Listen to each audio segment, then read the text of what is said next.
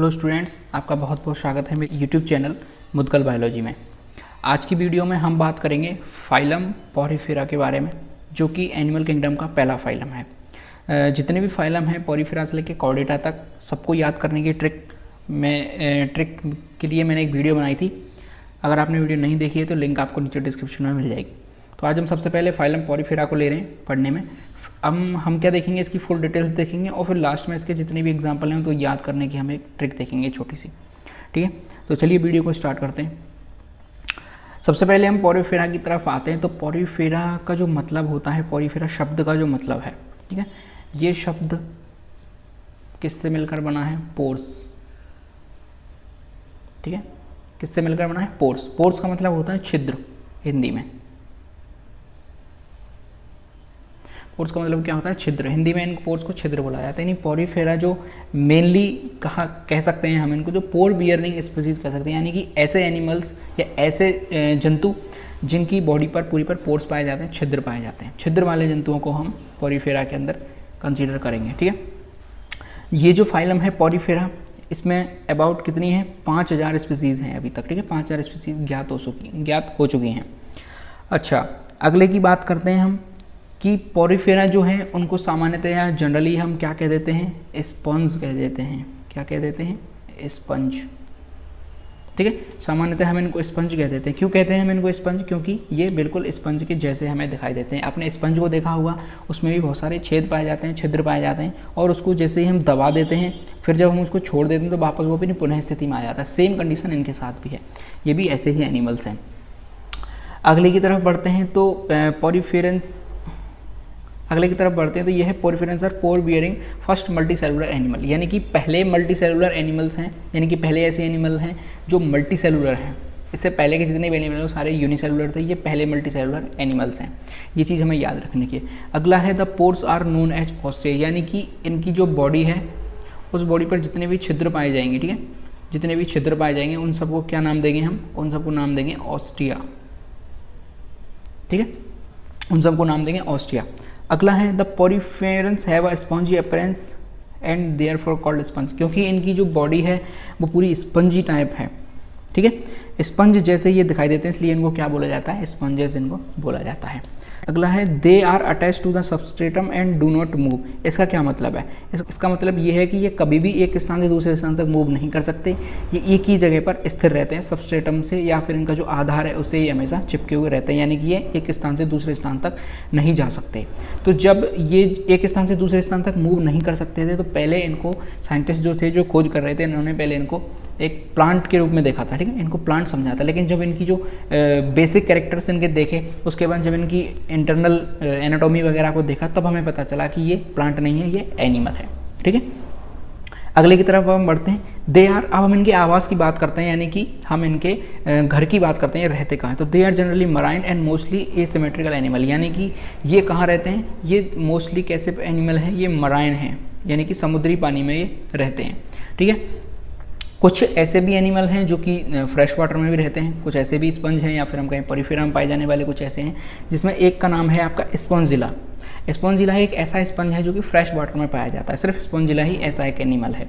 ठीक है, बाकी के सभी कहाँ पाए जाएंगे? मराइन वाटर में होंगे। अच्छा, इनकी हम सिमेट्रिकल की बात करें तो ये कैसे होते हैं? इनकी सिमेट्री एसिमेट्रिकल होती है, यानी कि इनकी जो बॉडी शेप है वो कहीं से भी एक जैसी नहीं है। ठीक है, यानी कि हम किसी भी तरह से इनको दो बराबर भागों में बांट नहीं सकते, या जो भी जितनी भी सिमेट्री होती है उनमें से किसी भी प्रकार की सिमेट्री इनको मैच नहीं करती। तो ये कैसे हो गए? एसिमेट्रिकल ये जंतु होते हैं। ये प्रिमिटिव मल्टी सेलुलर एनिमल्स हैं। प्रिमिटिव का मतलब ये प्राचीन प्रकार के, यानी कि सबसे पहले मल्टी सेलुलर है। मैंने पहले आपको बताया था इससे पहले वाले पेज में कि ये फर्स्ट मल्टी सेलुलर एनिमल है। तो ये सबसे प्रिमिटिव है, प्राचीन प्रकार के हैं।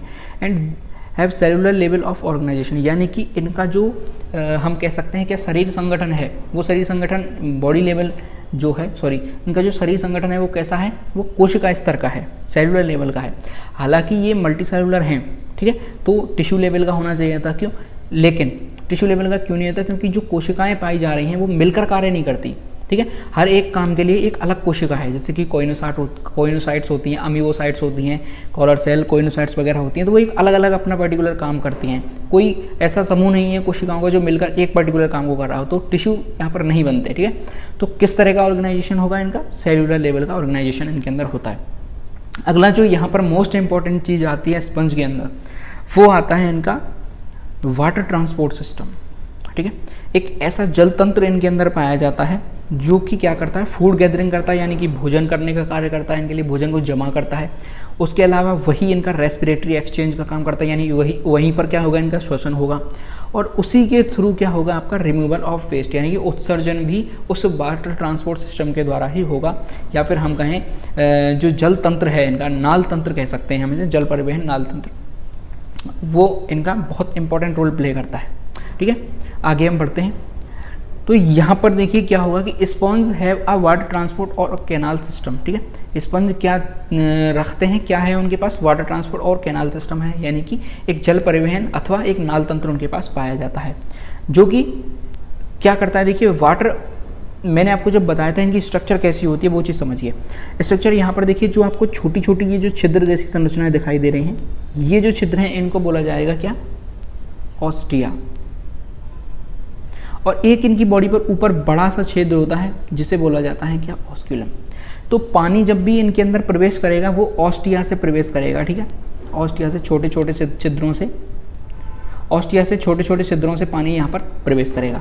और ये जो गुहा है या फिर हम कहें जो कैविटी है, इसको बोला जाता है क्या, स्पॉन्जोसील।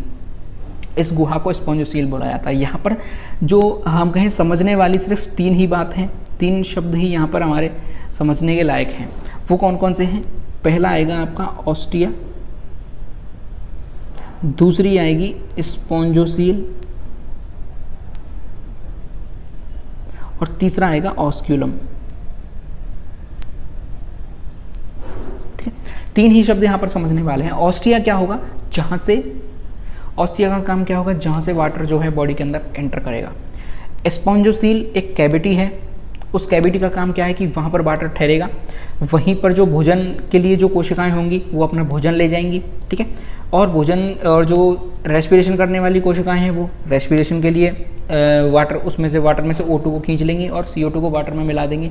उसके बाद जो उत्सर्जन होगा, एक एक्सक्रीशन जितना भी होगा वेस्ट प्रोडक्ट का, उसको स्पॉन्जोसील में छोड़ दिया जाएगा। अब स्पॉन्जोसील में जब वो सारी चीज़ें आ जाएंगी तो एक अंदर से प्रेशर क्रिएट होगा, और प्रेशर क्रिएट करने के बाद ऑस्क्यूलम के थ्रू वो पूरा पानी बाहर निकाल दिया जाएगा। फब्बारा आप समझ लीजिए एक तरह से, जैसे हम किसी भी चीज़ को दबाएंगे, जब इसको चारों तरफ से जब इसके प्रेशर बनाएंगे तो इस ऑस्क्यूलम के थ्रू पानी एक प्रेशर के साथ बाहर निकलेगा, ठीक है। या फिर ये खुद भी इस क्रिया को करते हैं। तो इस तरह से यहाँ पर 3 चीज़ें जो हैं मेन काम करती हैं, ऑस्टिया, स्पॉन्जोसील और ऑस्क्यूलम, ठीक है। इस तरह से इनका जो वाटर कैनाल सिस्टम है वो काम करता है।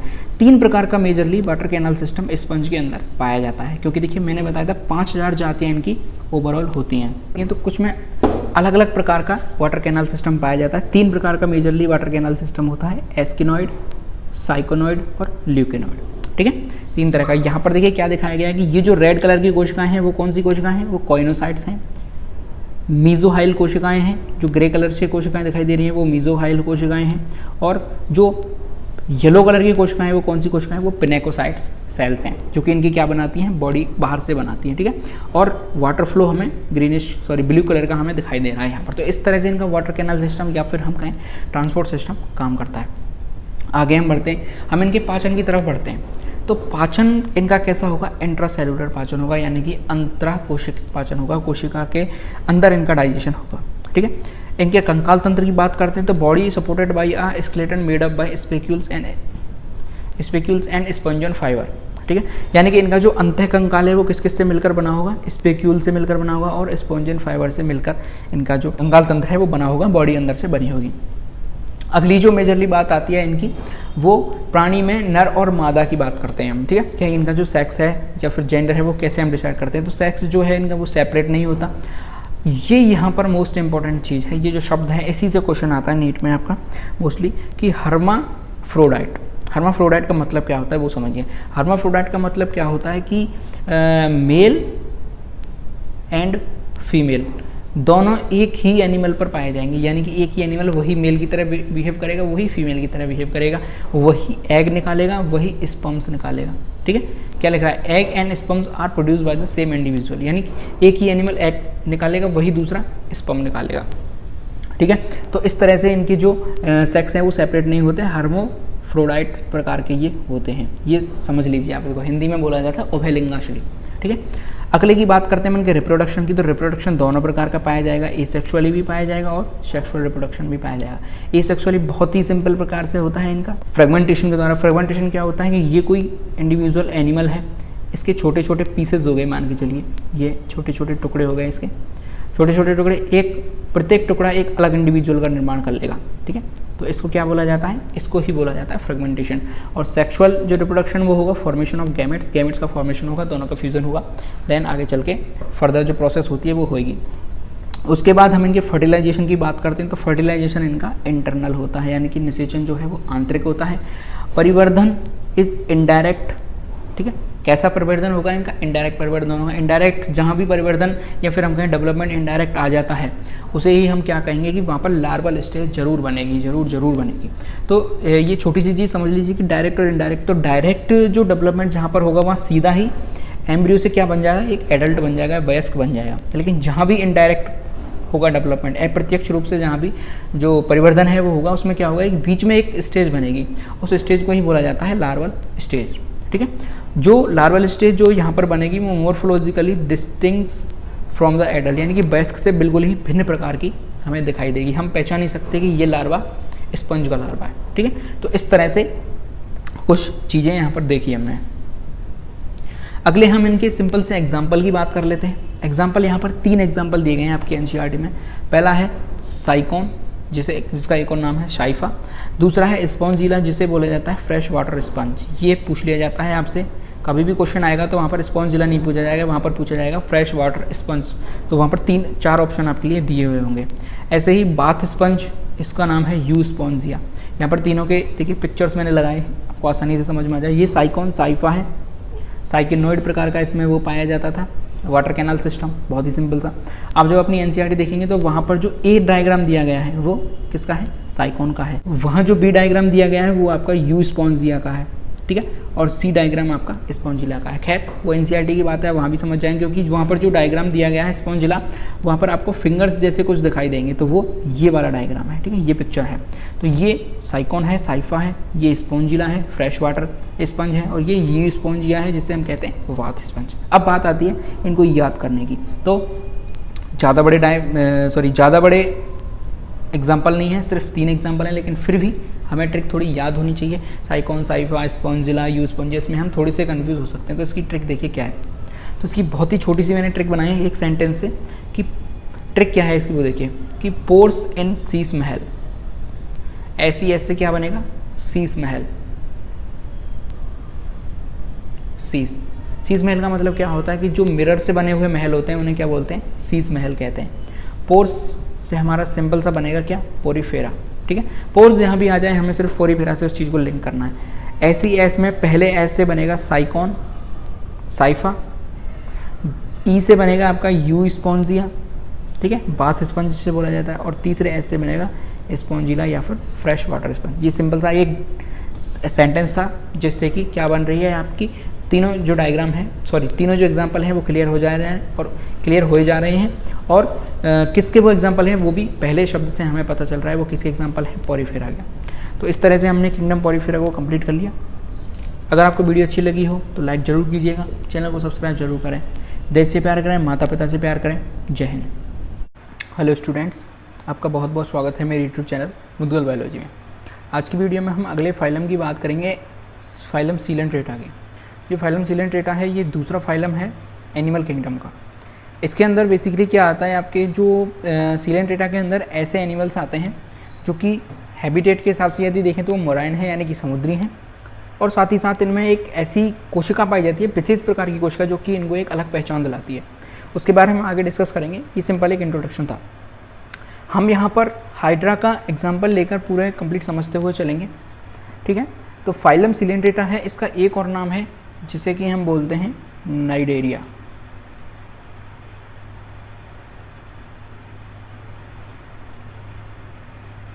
तो फाइलम सिलेंट्रेटा का एक और नाम क्या हो गया, फाइलम नाइडेरिया भी इसको बोला जाता है। क्यों बोला जाता है इसके बारे में हम आगे बात करेंगे। तो चलिए वीडियो को स्टार्ट करते हैं।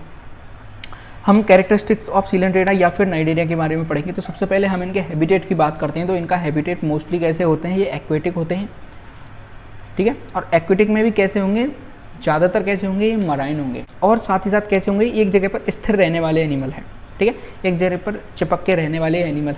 कुछ एनिमल ऐसे हैं जो कि फ्री लिविंग रहते हैं और कुछ ज़्यादातर इनमें कैसे हैं जो कि स्थिर रहते हैं एक ही जगह पर समुद्र के अंदर, ठीक है। अगली हम इनकी बात करते हैं हैबिटेट के बाद। यदि हम इनकी बात करते हैं, इनकी जो स्पीसीज़ है वो कैसे लेवल का ऑर्गेनाइजेशन है, यहाँ पर टिश्यू लेवल का ऑर्गेनाइजेशन है। जो किंगडम फोरिफेरा हमने वहाँ पर पढ़ा था, वहाँ पर इनका कैसा था, सेल्यूलर लेवल का जो उनका बॉडी ऑर्गेनाइजेशन था वो था। लेकिन यहाँ पर कैसे हो गई बॉडी ऑर्गेनाइजेशन, कैसे हो गई, टिश्यू लेवल की बॉडी ऑर्गेनाइजेशन हो गई, ठीक है। इसके बाद हम इनकी बात करते हैं माउथ की। तो माउथ इनका कैसा होगा, यहाँ पर देखिए डायग्राम हम इसकी बात करते हैं। ये जो हाइड्रा की हम बात करते हैं, यहाँ पर जो टेंटिकल्स हमें दिखाई देते हैं थिन, ठीक है, ऐसे कुछ मुख के आसपास पतले पतले हमें टेंटिकल दिखाई देंगे, ये इसका माउथ है, ठीक है। यहाँ पर इसका माउथ जो है वो ओपन हो रहा है और ये पूरी जो कैविटी हमें खाली कैविटी दिखाई दे रही है इसको बोलते हैं गैस्ट्रोवेस्कुलर कैविटी, ठीक है। क्या बोलते हैं इसको, गैस्ट्रोवेस्कुलर कैविटी। अब हम अगले की बात करते हैं कि प्रेजेंस ऑफ नेमेटोसिस्ट या फिर stinging cell is the most characteristics feature. अब हम बात करते हैं कि इनको नाइडेरिया क्यों कहा गया। तो इन यहाँ पर एक कोशिका पाई जाती हैं विशेष प्रकार की, जिन्हें बोलते हैं नीडोसाइट्स कोशिका या फिर नेमेटोसिस्ट कोशिका या फिर स्टिंगिंग सेल। स्टिंगिंग सेल यानी कि जो दगती हैं कोशिका, दागने वाली जो कोशिकाएं होती हैं, यानी कि ये कोशिका गोली की तरह दगती हैं। जैसे गोली को दागा जाता है, गोली को चलाया जाता है तो बहुत तेज़ी स्पीड से जाती है, कुछ ऐसी ही कोशिकाएं इनके पास होती हैं। उसके बारे में हम आगे बात करेंगे। फिलहाल हम इनके सिर्फ इतना जान लेते हैं कि ये कोशिकाएं इनका विशेष एक फीचर है, ठीक है। अगले हम बात करते हैं तो ये कैसे एनिमल है, ये डिप्लोब्लास्टिक एनिमल है, यानी कि ये द्विसम्मित प्राणी है। यानी कि यहाँ पर जो इनकी जर्म लेयर होंगी वो कैसी होंगी, दो जर्म लेयर होंगी। एक जो बाहर की तरफ एक लेयर जो कि बाहर की तरफ पाई जाएगी उसे बोलेंगे एक्टोडर्म, और एक लेयर जो अंदर की तरफ पाई जाएगी उसे बोलेंगे एंडोडर्म, ठीक है। बाहरी लेयर एक्टोडर्म होगी और अंदर की लेयर एंडोडर्म होगी। दो लेयर पाई जा रही हैं इनके पास कोशिकाएं, इसलिए इनको क्या बोलेंगे, डिप्लोब्लास्टिक एनिमल से हो जाते हैं। आगे अगले कैरेक्टर की बात करते हैं। तो some of cnidarians example coral have a skeleton of composed of calcium carbonate, यानी कि कुछ निडेरियन ऐसे हैं जिनका जो स्केलेटन है वो किसका बना होगा, कैल्शियम कार्बोनेट का बना होगा, ठीक है। उसे क्या बोलेंगे हम, उनको अलग नाम दिया गया है कोरल्स, ठीक है। आगे हम बात करेंगे जब एग्जाम्पल देखेंगे इसके। यहाँ पर देखिए हमें समझना है कि नीडोब्लास्ट जो कोशिकाएं होती हैं या फिर नेमेटोसिस्ट जिन्हें बोला जाता है, फिर स्टिंगिंग सेल, किस प्रकार की वो कोशिकाएं। तो यहाँ पर जो ए डायग्राम दिया गया है, ये कोशिकाएं आपकी कैसी हैं, नेमेटोसिस्ट कोशिकाएं। एक कोशिका की हम यहाँ पर बात कर रहे हैं। पहले हम इसका वो समझ लेते हैं कि ये कहाँ पर पाई जाती हैं। ये मान के चलिए हाइड्रा है, हाइड्रा के ये टेंटिकल्स हैं और टेंटिकल्स के ऊपर कोशिकाएं पाई जाती हैं। ये पूरा टेंटिकल का एक एलएस मान लीजिए। यहाँ पर जो ब्लू कलर की कोशिकाएं हमें दिखाई दे रही हैं, ये कोशिकाएं कौन सी हैं, नेमेटोसिस्ट कोशिकाएं हैं। अब हम नेमेटोसिस्ट कोशिका का एक बार बारीकी से अध्ययन करते हैं। तो यहाँ पर हमें ये जो नुकीला पोर्शन हमें दिखाई दे रहा है, इसे बोला जाता है नीडोसिल या फिर ट्रिगर। ये क्या काम करता है, ये काम करता है, ये यहाँ से सेंसेशन लेता है, यानी कि इससे जब कोई चीज़ टच होगी तो ये ट्रिगर का काम करेगा। जैसे कि बंदूक होती है, जो पिस्तौल होती है, उसमें ट्रिगर का काम होता है ना, जब ट्रिगर को दबाते हैं तो गोली लगती है आगे। सेम कुछ यहाँ पर होगा, जब इससे कोई चीज़ टच करेगी तो यहाँ पर जो लिड पाया जाता है जिसे बोलते हैं ओपरकुलम, जिसे क्या बोला जाता है, ओपरक्यूलम। तो ओपरक्यूलम जैसा एक ढक्कन होता है और ये जो पूरी कोशिकाएं हैं ये इस ढक्कन के अंदर इस तरह से कुछ पैक्ड रहती है, ठीक है। ये जो धागा सा हमें लंबा धागा दिखाई दे रहा है, ये कॉइल्ड थ्रेड ट्यूब है, ठीक है। ये इससे ढका हुआ रहता है ओपरकुलम से। जैसे ही ट्रिगर पर आकर कोई चीज़ टच करती है, सेंसेशन होती है, ट्रिगर तुरंत एक्शन लेता है और एक्शन लेने के बाद ओपरकुलम वहाँ से हट जाता है और हटने के बाद ये जो कोशिका है ये दग जाती है और दगने के बाद इसमें कुछ इस तरह से एक्सप्लोजन होता है इसका। और एक्सप्लोजन होने के बाद यहाँ पर कोई भी शिकार होगा उसको पकड़ेगा या फिर कोई भी चीज़ जो इसको नुकसान पहुँचाने वाला होता है उससे ये अपनी सुरक्षा करता है। तो इस तरह से नीडोब्लास्ट जो कोशिका है उसकी मैकेनिज्म जो है वो काम करती है। सिंपल सी इसकी मैकेनिज्म है, टेंटिकल्स के ऊपर कोशिकाएं पाई जाएंगी। यहाँ पर मेन फंक्शन किसका है, ट्रिगर का मेन फंक्शन है। जैसे ही कोई ट्रिगर से कोई चीज़ टच करेगी तुरंत एक्शन होगा और एक्शन उसका क्या लेगा, ट्रिगर ओपरकुलम को खोल देगा और ओपरकुलम को खोलने के बाद जो नीडोब्लास्ट कोशिका है वो यहाँ से हट जाएगी और हटने के बाद ये जो थ्रेड लाइक स्ट्रक्चर था जिसे बोला जाता है लासो, आपकी एनसीईआरटी में क्या नाम दिया गया है उसे, लासो, ठीक है, क्या नाम दिया गया है उसे, लासो। तो लासो वो जो थ्रेड ट्यूब लाइक स्ट्रक्चर है वो वहाँ से हट जाएगा और हटने के बाद किसी भी प्रे को या फिर शिकार को वो ये जो चीज़ें हैं ये उसको पकड़ने का काम करती हैं, कैप्चर करने का कार्य करती हैं। इसके अलावा हम बात करते हैं कि ये और क्या क्या काम करती हैं। तो एक तो शिकार को पकड़ने का काम हो गया, उसके अलावा ये अपनी रक्षा का भी काम करती हैं। इनको हिंदी में बोला जाता है दंश कोशिकाएं। निडोब्लास्ट को हिंदी में क्या बोलेंगे? दंश कोशिकाएं। और ये स्थिरक का भी काम करते हैं, यानी कि ये इनसे एक जगह पर स्थानबद्ध रहते हैं ये, ठीक है। आगे हम बढ़ते हैं इनके रिप्रोडक्शन की तरफ। तो इन पर यहाँ पर हम देखते हैं ये जो निडेरियंस हैं या फिर सीलेंट्रेटा जो एनिमल्स होते हैं, इनमें एक विशेष प्रकार का एक हम कहें जिसे हम कह सकते हैं मेटाजेनेसिस पाया जाता है, या फिर हम कहें पीढ़ी एकांतरण पाया जाता है। पीढ़ी एकांतरण का मतलब क्या होता है? अल्टरनेशन ऑफ जनरेशन, यानी कि एक पीढ़ी से दूसरी पीढ़ी में अल्टरनेशन ये चलता रहता है। तो यहाँ पर जो फेज़ हैं वो कौन कौन से फेज़ में चेंज होगा? एक तो पॉलिप होगा, दूसरा होगा मेंड्यूसा। तो पॉलिप से मेंड्यूसा, मेंड्यूसा से पॉलिप, पॉलिप से मेंड्यूसा, मेंड्यूसा से पॉलिप, इस तरह से इनका अल्टरनेशन चलता रहता है जनरेशन का। तो एसेक्सुअल जो फेज़ होगा उसे बोला जाएगा पॉलिप, और जो सेक्सुअल फेज है उसे बोला जाएगा मेंड्यूसा। यानी कि एसेक्सुअल और सेक्सुअल फेज में आपस में क्या चलता रहता है? यहाँ पर अल्टरनेशन चलता रहता है जनरेशन का। यहाँ जो हमें डायग्राम दिखाई दे रहा है ये पॉलिप का है, और ये जो डायग्राम हमें दिखाई दे रहा है ये मेंड्यूसा का है। यानी कि जो पॉलिप होगा वो एसेक्सुअल फेज होगा, और जो मेंड्यूसा होगा वो सेक्सुअल फेज होगा, यानी कि लैंगिक अवस्था होगी यहाँ पर। तो जब वो पॉलिप फेज में होगा तो पॉलिप फेज में हमें क्या देखने को मिल रहा है? यहाँ पर देखिए माउथ या फिर एनस ऊपर की तरफ हमें देखने को मिलेगा, टेंटिकल्स हमें ऊपर की तरफ देखने को मिलेंगे, साथ ही साथ हमें गैस्ट्रोवेस्कुलर कैविटी हमें देखने को मिलेगी। तो ये सारी चीज़ें हमें ऊपर की तरफ देखने को मिलेंगी। लेकिन जैसे ही मेंड्यूसा में वो चेंज हो जाएगा, जब उसका सेक्सुअल फेज आएगा, तो जैसे ही वो मेंड्यूसा में चेंज होगा तो सारी चीज़ें उल्टी हो जाएंगी। उल्टी होने के बाद ये एक अम्ब्रेला लाइक शेप बन जाएगी, ठीक है। अम्ब्रेला लाइक ये शेप हमें दिखाई दे रही है, अम्ब्रेला लाइक ये शेप बन जाएगी, और टेंटिकल्स नीचे की तरफ आ जाएंगे, गैस्ट्रोवेस्कुलर कैविटी लंबी होकर ऐसे फैल जाएगी, और इसका जो माउथ है या फिर जो एनस है वो नीचे की तरफ हमें देखने को मिलेगा, ठीक है। तो इस लाइन में हमें क्या दिखाई दे रहा है कि cnidarians exhibit two basic body form called polyp and medusa. The former is a sessile and cylindrical form like hydra and adamsia. तो हाइड्रा का जो हमें दिखाई देता है, तो ये हाइड्रा जो है वो पॉलिप फेज है, यानी कि उसका एसेक्सुअल फेज है, और the latter is umbrella shape, जो उसका अम्ब्रेला शेप होता है, या फिर जो फ्री स्विमिंग रहता है, जैसे कि ऑरेलिया या फिर जेलीफिश। जेलीफिश हमने देखी तो बिल्कुल अम्ब्रेला लाइक वो हमें दिखाई देती है। तो वो कौन सा फेज है? वो सेक्सुअल फेज है या फिर वो मेंड्यूसा वाला फेज है। तो ये चीज़ यहाँ पर समझने लायक है हमारी, ठीक है। आगे हम बढ़ते हैं। तो हमने देखा they have cavity in their body, यानी कि यहाँ पर एक गुहिका पाई जाएगी या फिर गुहा पाई जाएगी, जिसे कहते हैं अपन गैस्ट्रोवेस्कुलर कैविटी। क्यों कहते हैं इसे गैस्ट्रोवेस्कुलर कैविटी? क्योंकि यहाँ पर देखिए ना तो इसके पास वेस्कुलर सिस्टम है, ना ही इसके पास डाइजेशन सिस्टम है अपना कंप्लीट। तो ये सारी चीज़ें जो करता है उस कैविटी के थ्रू ही करता है। देखिए हम एग्जाम्पल में यहाँ पर समझते हैं कि मान के चलिए इसने टेंटिकल से किसी भी शिकार को पकड़ा, और शिकार को पकड़ने के बाद वो माउथ के इसके अंदर डालेगा। अब शुरू तो यहाँ से माउथ से हो गई इसकी एलिमेंट्री कैनाल, लेकिन ख़त्म एनस पर नहीं हुई, तो वो सारी चीज़ें यहीं पर घूमने के बाद वापस से एनस की या फिर माउथ के थ्रू ही बाहर निकल जाएंगी। तो क्या होगा? एक कैविटी ही बन जाएगी बीच में, जिससे कि ये सारी चीज़ें परफॉर्म करेगा। डाइजेशन भी इसी से कर रहा है, ये वेस्कुलर सिस्टम भी इसका इसी से होता है, रेस्पिरेशन भी इसी से कर रहा है। तो सारी चीज़ें यहीं से वो कर रहा है, तो यही इसकी मेन फंक्शन होता है। इसीलिए इसे बोला जाता है केंद्रीय जठर संवहनी गुहा, गैस्ट्रोवेस्कुलर कैविटी, ठीक है। अगला हम बात करते हैं इसकी सिमेट्री की। तो ये रेडियली सिमेट्री इनके अंदर पाई जाती है। अगला हम डाइजेशन की बात करते हैं। तो डाइजेशन का कैसा होगा? इंट्रासेल्युलर होगा और एक्स्ट्रा सेल्युलर होगा। यहाँ पर एलिमेंट्री कैनाल इसकी एब्सेंट है। डाइजेशन कैसा पाया जाएगा? इंट्रासेल्युलर, यानी कि कोशिका के अंदर भी पाया जाएगा और कोशिका के बाहर भी डाइजेशन ये कर सकता है। अगली हम बात करते हैं नर्वस सिस्टम और सर्कुलेटरी सिस्टम, तो बिल्कुल एब्सेंट होता है। जब ये सारी चीज़ें एब्सेंट हैं तभी भगवान ने इसको क्या दिया है? गैस्ट्रोवेस्कुलर कैविटी दी है कि इसका कोई भी काम रुकना नहीं चाहिए।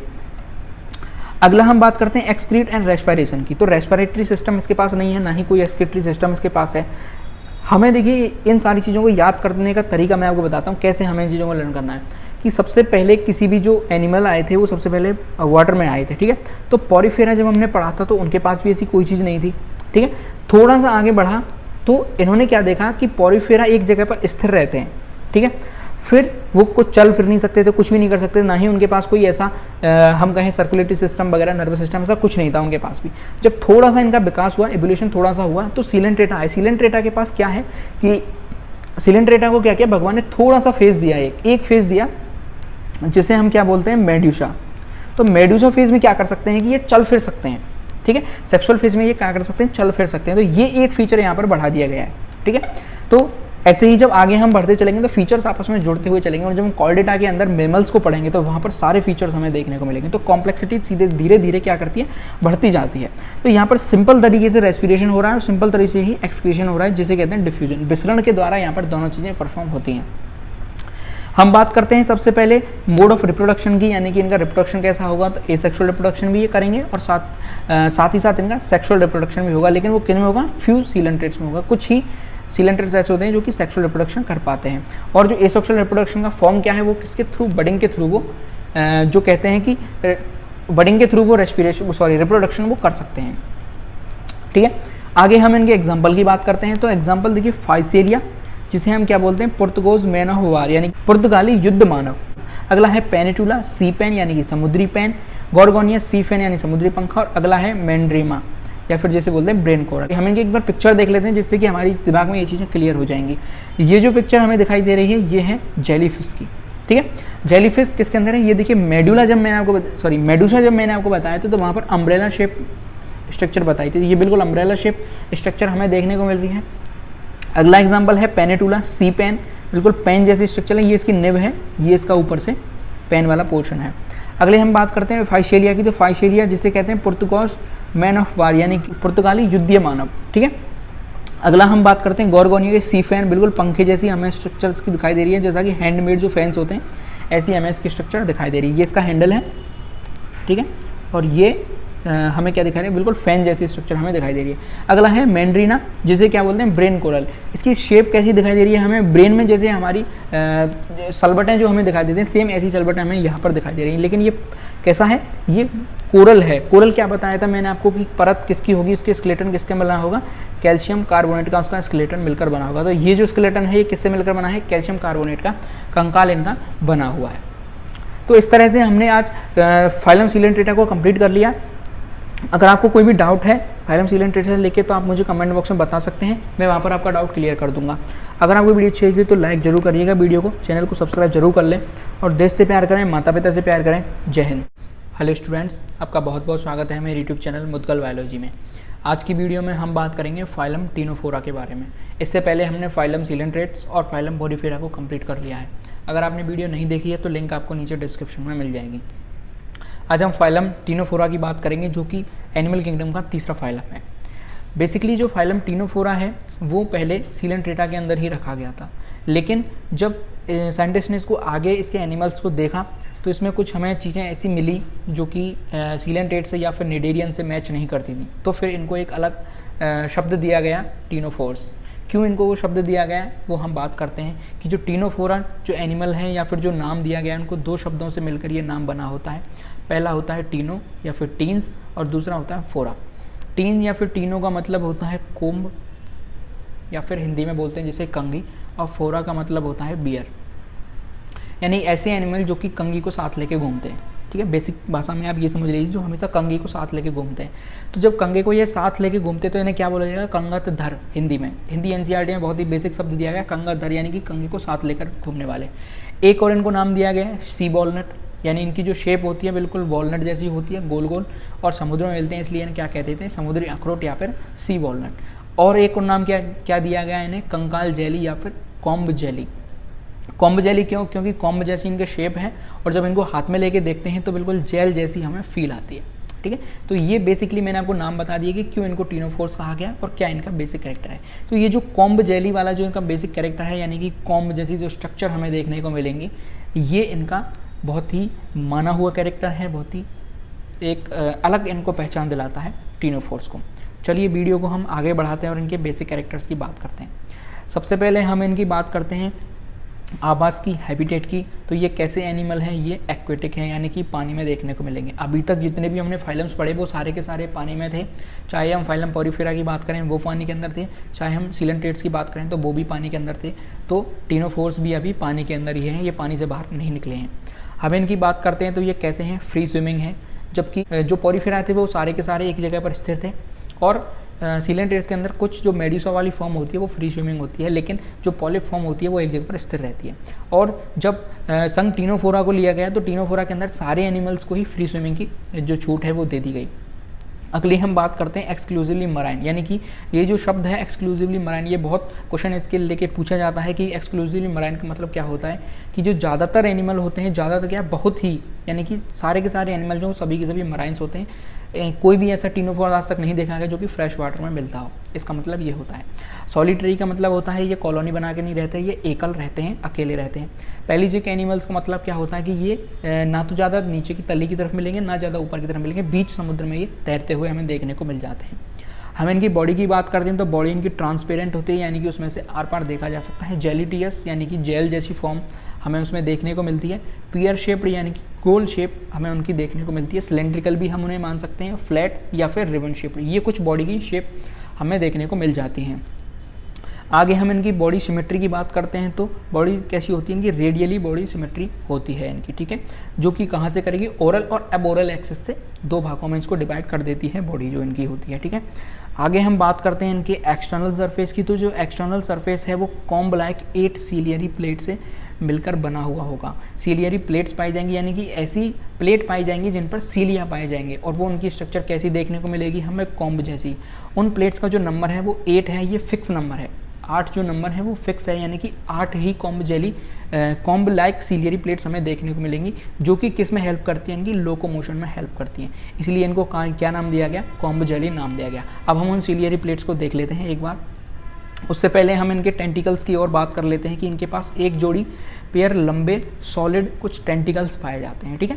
तो अब हम इनके पिक्चर की तरफ बढ़ते हैं जिससे कि हमें समझने में आसानी होगी। ये देखिए, जैसा कि इस डायग्राम में दिखाया गया है, ये जो एनिमल है ये प्लोरोब्रैकिया है, ठीक है। ये गोल शेप हमें इसकी दिखाई दे रही है, ठीक है। अब हमें यहाँ पर इसके ये जो टेंटिकल्स हैं वो लंबे लंबे हमें इसके टेंटिकल्स दिखाई दे रहे हैं, 2 टेंटिकल्स यानी एक जोड़ी। इनके ऊपर भी हमें सीलियाँ दिखाई दे रहे हैं छोटे छोटे से। ये जो प्लूरोब्रैकिया जो एनिमल है, ये आपके एनसीईआरटी में भी इसका डायग्राम दिया गया है। हमें जो समझना है इसकी वो प्लेट्स सबसे पहले समझनी है कि प्लेट्स कैसी होती हैं। तो ये जो हमें स्ट्रक्चर्स दिखाई दे रहे हैं वो देखिए, इस फोटो को जब हम जूम करेंगे तो यहाँ पर ये जो कंगे जैसी कुछ हमें संरचनाएं दिखाई दे रही हैं, ऐसी इसके पास 8 प्लेटें होती हैं, ठीक है। कितनी प्लेटें होती हैं, 8 प्लेट होती हैं। 4 इधर की तरफ होती हैं और 4 हमेशा पीछे की तरफ हमें देखने को मिलती हैं। यदि हम इसको अंदर की तरफ से देखेंगे तो ये देखिए, ये जो प्लेट्स हैं ये 4 प्लेट्स आगे की तरफ हैं और 4 दूसरी साइड हमें देखने को मिल जाती हैं। ये टेंटिकल्स इसके हो जाते हैं, ठीक है। और इन पर भी कुछ ऐसे सीलिया हमें दिखाई दे रहे हैं जिसे क्या बोला जाता है, टेंटेलिया जिन्हें बोला जाता है। इसका जो माउथ है वो नीचे की तरफ होगा और जो एनल पोर्स हैं वो ऊपर की तरफ देखे जाते हैं। तो कॉम्ब जेली जो हमें देखनी थी, कॉम्ब प्लेट्स, जिसके कारण इन्हें कॉम्ब जेली कहा गया। कॉम्ब प्लेट्स हैं जो कंगे जैसी संरचना बनाती हैं और जेली जैसा इनका कुछ बॉडी होता है, तो इसलिए इनको कॉम्ब जेली कहा गया। अगला जो इनका बहुत इंपॉर्टेंट कैरेक्टर आता है उसे बोला जाता है बायोल्यूमिनेसेंट एनिमल्स। बायोल्यूमिनेसेंट को हिंदी में क्या बोला जाता है, जीव संदीप्ति, यानी कुछ ऐसे एनिमल जो कि चमकते हैं रात्रि में, ठीक है, रात्रि में चमकते हैं। देखिए, जब हम इस डायग्राम पर आते हैं तो इस डायग्राम में हमें बिल्कुल ऐसा लग रहा है कि किसी ने इस पर लाइट्स लगा दी हो। तो ऐसे रात्रि के अंदर ये चमकते हुए एनिमल्स हमें देखे जाते हैं। ये डायग्राम भी कुछ ऐसा ही हमें दिखा रहा है। तो ये जैसे रात में जुगनू चमकता है, ऐसे ही ये समुद्र के अंदर चमकते हैं। अगर आपको बहुत अच्छी तरीके से समझना है तो वीडियो को जरूर पूरे देखिएगा। लास्ट में मैं इसमें आपको एक ऐसा वीडियो दिखाने वाला हूँ जिसमें कि हमें समझ में आ जाएगा कि किस तरह से ये रात्रि में चमकते हैं। ये पिक्चर्स हैं लेकिन वीडियो से और हमें क्लियर हो जाएगा। तो ये बायोल्यूमिनेसेंट इनका बहुत ही इंपॉर्टेंट कैरेक्टर निकल के आता है। आगे हम बढ़ते हैं इनकी बॉडी ऑर्गेनाइजेशन की। तो बॉडी इनकी सेल टिश्यू लेवल की बॉडी ऑर्गेनाइजेशन हमें देखने को मिलता है। जो सीलेंट्रेटा थे वो भी कैसे थे, टिश्यू लेवल का ऑर्गेनाइजेशन था। यहाँ पर भी टिश्यू लेवल का ही ऑर्गेनाइजेशन हमें देखने को मिलता है। जो इनकी बॉडी है वो एसीलोमेट होती है, यानी गुहीय होती है, किसी भी तरह की गुहा इनमें नहीं पाई जाती, सीलोम नहीं पाई जाती। और कैसी होती है बॉडी इनकी, डिप्लोब्लास्टिक होती है, यानी कि 2 जर्म लेयर हमें देखने को मिलती हैं। आउटर को एपिडर्मिस बोला जाता है, इनर को गैस्ट्रोडर्मिस या फिर एंडोडर्मिस बोला जाता है।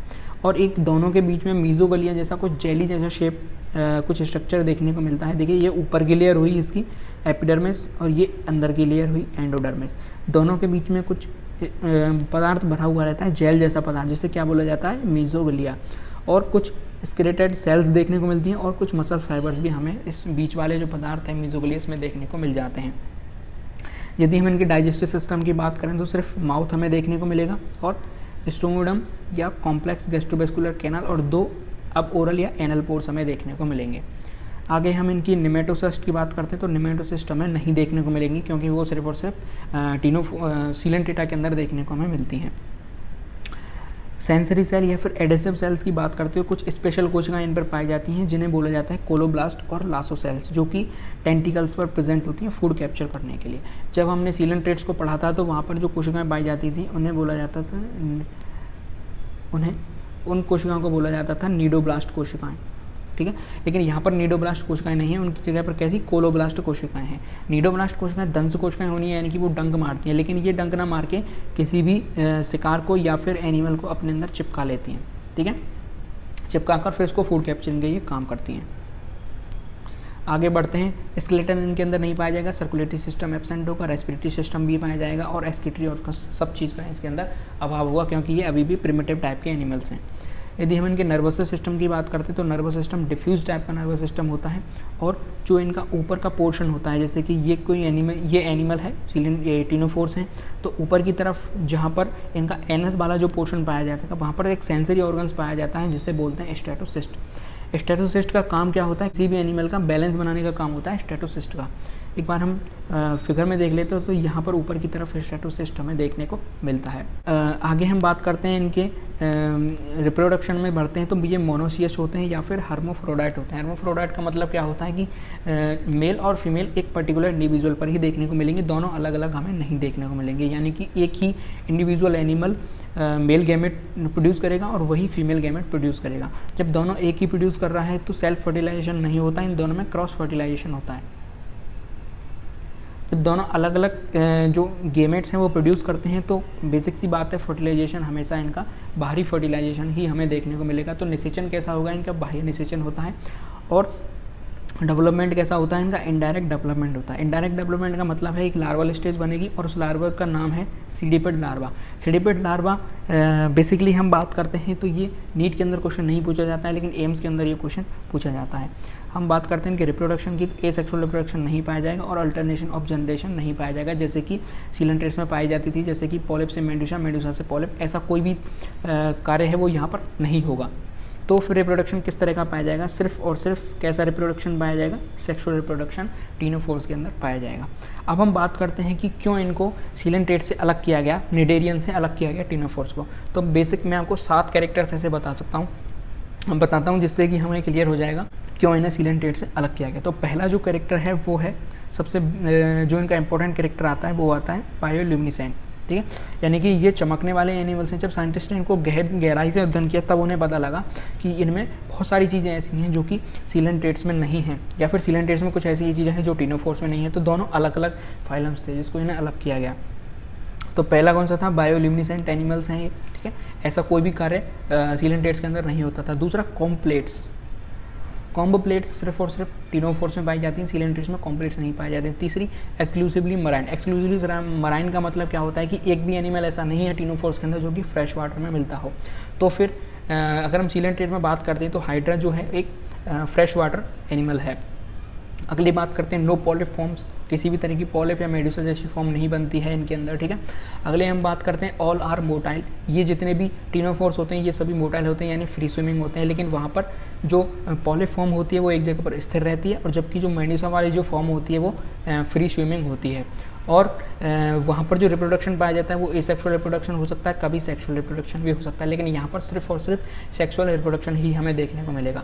वहाँ पर जो कोशिकाएं पाई जाती थी उन्हें बोला जाता था नीडोब्लास्ट कोशिकाएं, लेकिन यहाँ पर नीडोब्लास्ट कोशिकाएं ना मिलकर हमें सिर्फ कोलोब्लास्ट कोशिकाएं पाई जाती हैं, जो कि जिनका काम भी अलग तरीके का होता है।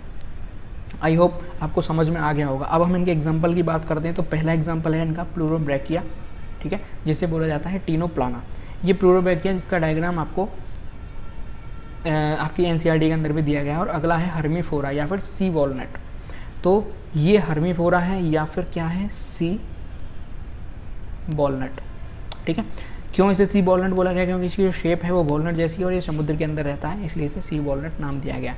ये आपका टीनोप्लाना है या फिर प्लूरोब्रैकिया है। ये जो 2 टेंटिकल्स हैं ये वही टेंटिकल्स हैं जो कि हमने डायग्राम के अंदर देखे थे। और अगर आप इसको थोड़ा जूम करके हम देखते हैं तो ये कॉम्बो प्लेट्स हमें देखने को मिलती हैं यहाँ पर, ठीक है।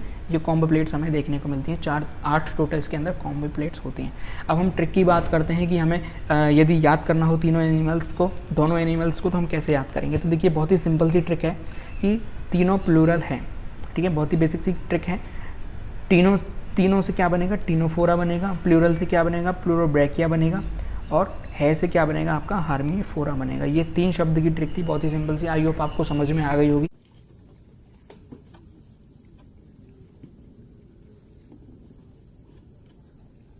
अगर वीडियो अच्छी लगी हो तो लाइक ज़रूर करिएगा। कोई भी डाउट है आप कमेंट बॉक्स में आके मुझसे पूछ सकते हैं, मैं आपका डाउट वहीं पे क्लियर करने की कोशिश करूँगा। चैनल को जरूर सब्सक्राइब कर लें। देश से प्यार करें, माता पिता से प्यार करें। जय हिंद। हेलो स्टूडेंट्स, आपका बहुत बहुत स्वागत है मेरे यूट्यूब चैनल मुत्कल बायोलॉजी में। आज की वीडियो में हम बात करने वाले हैं अगले फाइलम, जिसका नाम है फाइलम प्लेटीहेल्मिंथीज। प्लेटीहेल्मिंथीज जिन्हें बोला जाता है फ्लैट बॉम्ब्स, ठीक है, फ्लैट बॉम्ब भी जिन्हें बोला जाता है, या फिर चपटे कृमि। इससे पहले हमने फाइलम टीनोफोरा को पढ़ा, उससे पहले फाइलम सिलेंटेट्स को पढ़ा, फिर फाइलम पोरिफेरा को हमने क्लियर किया। आज हम फाइलम प्लेटीहेल्मिंथीज के बारे में पढ़ने वाले हैं। जितने भी फाइलम्स हैं उन सभी के नाम में ही उनके कार्य छुपे हुए हैं, उनके जो जनरल कैरेक्टर्स हैं वो छुपे हुए हैं। तो इसी तरह से हम बात करते हैं प्लेटीहेल्मिंथीज की। तो सबसे पहले हम प्लेटी को अलग करेंगे और फिर हम हेल्मिंथीज को अलग करेंगे। प्लेटी का मतलब होता है फ्लैट और हेल्मिंथीज का मतलब होता है बॉर्म, ठीक है, यानी कि कैसे बॉर्म है, कैसे कृमि है, ये चपटे कृमि है, फ्लैट। क्यों इन्हें फ्लैट बोला जाता है? क्योंकि आप ये समझिए कि जैसे आपने कभी प्लेनेरिया को देखा होगा, ये प्लेनेरिया है तो बिल्कुल ये पत्ती जैसी संरचना है। पत्ती कैसी होती है, बिल्कुल फ्लैट होती है, ठीक है। तो इसलिए इन्हें क्या बोला जाता है, फ्लैट बॉर्म बोला जाता है। ये बहुत ही खतरनाक एनिमल हैं, ठीक है। टीनोफोरा के अंदर जितने भी एनिमल्स थे वो सभी जल में रहने वाले एनिमल्स थे। इन्होंने थोड़ा सा विकास किया अपने अंदर, ये जल से थोड़े से बाहर निकले, लेकिन ज़्यादा बाहर नहीं निकल पाए। जल से निकलने के बाद ये कहाँ गए, सीधे मानव के अंदर या फिर किसी अन्य प्राणी के अंदर शरीर, यानी एंडोपैरासाइट के रूप में। चलिए हम बात करते हैं इनके सीधे सीधे कैरेक्टर्स की। तो इनकी जो बॉडी होती है वो डोर्सोवेंट्रली फ्लैंटेड बॉडी होती है। इसका मतलब क्या है, डोर्सोवेंट्रली यानी ऊपर से और नीचे से दोनों तरफ से चपटे होते हैं। ये ऐसा नहीं है कि सिर्फ डोर्सल सरफेस से चपटे होंगे या फिर वेंट्रल सरफेस से चपटे होंगे, नहीं, दोनों तरफ से ही बिल्कुल फ्लैट होते हैं बॉडी इनकी, ठीक है। विदाउट एनी सेगमेंट, यानी कि किसी तरह का खंडन इनके अंदर नहीं पाया जाएगा। And appears like a leaf, जैसे पत्ती होती है उसमें किसी तरह का खंडन नहीं पाया जाता, सिर्फ सपाट होती है दोनों तरफ से, बिल्कुल ऐसे ही ये होते हैं। इसीलिए इनके जो एनिमल्स हैं उनको इसे लीफ फॉर्म भी कहते हैं। अब हम इनकी आगे बढ़ते हैं, बॉडी की हम इनकी बात करते हैं। तो ये कैसे एनिमल हैं, ये ट्रिप्लोब्लास्टिक एनिमल हैं, यानी कि इनमें थोड़ा सा विकास हुआ। अभी तक जितने भी एनिमल्स थे वो सारे कैसे थे, डिप्लोब्लास्टिक थे। अभी इनकी जर्म लेयर कैसी हो गई, 3 जर्म लेयर हो गई, तो ये ट्रिप्लोब्लास्टिक हो गया। लेकिन यदि सीलोम की बात करें तो अभी भी इनके पास सीलोम नहीं है, ये एसीलोमेट है। अगर हम सममिति की बात करें यानी सिमेट्री की बात करें तो इनकी सिमेट्री कैसी हो गई, अब बाइलेटरली सिमेट्री हो गई, यानी कि द्विअरीय सममिति इनकी हो गई। द्विअरीय सममिति का मतलब क्या होता है कि एक अक्ष इनका या एक रेखा ऐसी होगी जो एक एनिमल को या जंतु को 2 बराबर भागों में बांट देगी, उसे बोला जाता है बाइलेटरल सिमेट्रिकल। तो ये 3 चेंजेस इनके अंदर आए, कौन कौन से, कि एक तो ये कैसे हो गए, ट्रिप्लोब्लास्टिक हो गए, और बाइलेटरली सिमेट्रिकल इनकी एनिमल हो गए, और इन्होंने अपना जो आवास है वो थोड़ा सा चेंज कर लिया, ठीक है। अब ये कैसे हो सकते हैं, दे मे बी फ्री लिविंग और पैरासिटिक होंगे। वो कौन कौन से होंगे, टेप बॉर्म होगा आपका, फीताकृमि होगा, या फिर पर्णकृमि लीवर फ्लोक होगा। और जो फ्री लिविंग है यानी कि कुछ एनिमल ऐसे हैं जो कि अभी भी समुद्र के अंदर रहते हैं, उसका नाम क्या है, प्लेनेरिया अभी भी पानी के अंदर या समुद्र के अंदर रहता है। होने को वो भी कार्निवोरस है, यानी कि वो भी मांसाहारी प्राणी है, लेकिन वो दूसरों को मार के खाता है। और ये कैसे होते हैं, ये पैरासिटिक होते हैं, यानी कि ये परजीवी होता है। और पैरासिटिक भी कौन से, एंडोपैरासाइट, यानी कि किसी भी प्राणी के या मनुष्य के अंदर पैरासाइट की फॉर्म में रहते हैं। हम इनकी बॉडी की बात करते हैं तो बॉडी है सॉफ्ट कवरिंग विद और विदाउट सीलिया, यानी बॉडी पर बहुत ही कोमल प्रकार की कवरिंग होगी, बहुत हार्ड कवरिंग इनकी बॉडी के ऊपर नहीं होगी। क्यों नहीं होगी, क्योंकि ये जब जो एंडोपैरासाइट एनिमल्स हैं जैसे टेप बॉर्म है आपका, ठीक है, वो क्या करता है, बॉडी से ही जो फूड है उसको कंज्यूम करता रहता है अंदर ही अंदर, उसके अंदर डाइजेशन वगैरह का कोई भी काम नहीं होता। तो वो बॉडी से ही जो है एब्जॉर्प्शन के थ्रू, डिफ्यूज़न के थ्रू बॉडी से ही जो खाने की चीज़ें हैं उनको चूसता रहता है, उनको अपने अंदर लेता रहता है। यदि उसकी बॉडी हार्ड हो जाएगी तो ये सारी चीज़ें वो नहीं कर पाएगा, इसलिए क्या किया गया, उनकी बॉडी सॉफ्ट कवरिंग उनको दी गई। अच्छा, अब हम बात करते हैं क्या क्या इनके अंदर नहीं पाया जाता। तो they are devoid of anus and circulatory system. अब इनके पास एनस नहीं है, सैक की बात करते हैं यदि बॉडी प्लान की, तो अभी भी इनकी बॉडी कैसी है, ब्लाइंड सैक है। अभी भी इनकी बॉडी कैसी है, ब्लाइंड सैक है। जैसे कि हम बात करते हैं प्लेन एरिया की या फिर टेप बॉम की, तो इनके पास एनस नहीं है, कोई भी सर्कुलेटरी सिस्टम नहीं है, लेकिन इनके पास क्या है, एक माउथ है। ठीक है, अगली हम बात करते हैं रेस्पिरेशन की, तो रेस्पिरेशन सिंपल डिफ्यूजन के थ्रू होता है इनका, किसी बॉडी सरफेस के द्वारा डिफ्यूजन के थ्रू ये रेस्पिरेशन करते हैं। Hook and sucker are present in the parasitic form. इसका मतलब क्या है वो समझिए। जब ये पैरासिटिक फॉर्म में होते हैं, जैसे टेप बॉम जो होता है, टीनिया सोलियम जो कि है, उसके अंदर क्या होता है, हुक्स या सकर पाए जाते हैं। वो क्यों पाए जाते हैं, देखिए क्यों, क्योंकि हुक्स के थ्रू वो जो हमारी इंटेस्टाइन में रहता है, मनुष्य के इंटेस्टाइन में जब वो रहता है, तो हुक्स के द्वारा वो हमारी जो त्वचा है, इंटेस्टाइन की जो स्किन है, उसको रप्चर करता है, वहाँ से फाड़ता है। उसके बाद सकर्स के थ्रू वो वहाँ पर चिपकता है और वहाँ से ब्लड को शक करता रहता है, या फिर जो भी उसको फूड चाहिए होता है वो वहाँ से डायरेक्ट उसको सक कर लेता है। तो ये दो चीज़ें यहाँ पर पैरासिटिक फॉर्म में जब ये होते हैं तो इन पर प्रेजेंट होती है। इसको हम डायग्राम के थ्रू समझें तो देखिए, ये टीनिया सोलम है या फिर टेप बॉम है, तो ये इसकी बॉडी बिल्कुल टेप जैसी है, जैसे कि बहुत लंबा, हमारे घर में वो टेलर यूज़ करता है ना इंची टेप, ऐसा ही कुछ इनकी बॉडी होती है। तो बहुत लंबे होते हैं, इसलिए इन्हें बोला गया टेप बॉम। मीटरों तक इनकी लंबाई होती है। अब बहुत ही फ्लैट होते हैं, इसलिए इन्हें फ्लैट बॉम भी बोला जाता है। अब क्या होगा कि जब इसके हेड की तरफ आएंगे, ठीक है, इसके हेड का एक अलग नाम है जिसे बोला जाता है स्कोलैक्स। तो इसके स्कोलैक्स पर 3 सकर पाए जाएंगे। देखिए 1 2 3 सकर पाए जाएंगे। यदि इसके एक्चुअल डायग्राम की देखें तो ये इसका एक्चुअल डायग्राम है, 3 यहाँ पर सकर पाए जाएंगे। और ये जो ऊपर की तरफ हमें दांत जैसी संरचनाएं दिखाई दे रही हैं, इन्हें बोला जाता है हुक। हुक के थ्रू ये इंटेस्टाइन पर चिपक जाते हैं और ये फिर हमारी जो बॉडी है उसे बाहर नहीं निकल पाते। क्यों? क्योंकि ये बॉडी को भेद कर, स्किन की त्वचा को भेद कर वहाँ पर इनके थ्रू चिपक जाते हैं और शकर्स के थ्रू वहाँ से फूड को ये कंज्यूम करते रहते हैं। तो इस तरह से ये पैरासिटिक फॉर्म में इनके अंदर ये चीज़ें पाई जाती हैं। आगे बढ़ते हैं, हम इनके लेवल ऑफ ऑर्गेनाइजेशन की बात करते हैं। तो पहली बार इनके पास क्या पाया गया, ऑर्गन सिस्टम का लेवल ऑफ ऑर्गेनाइजेशन पाया गया।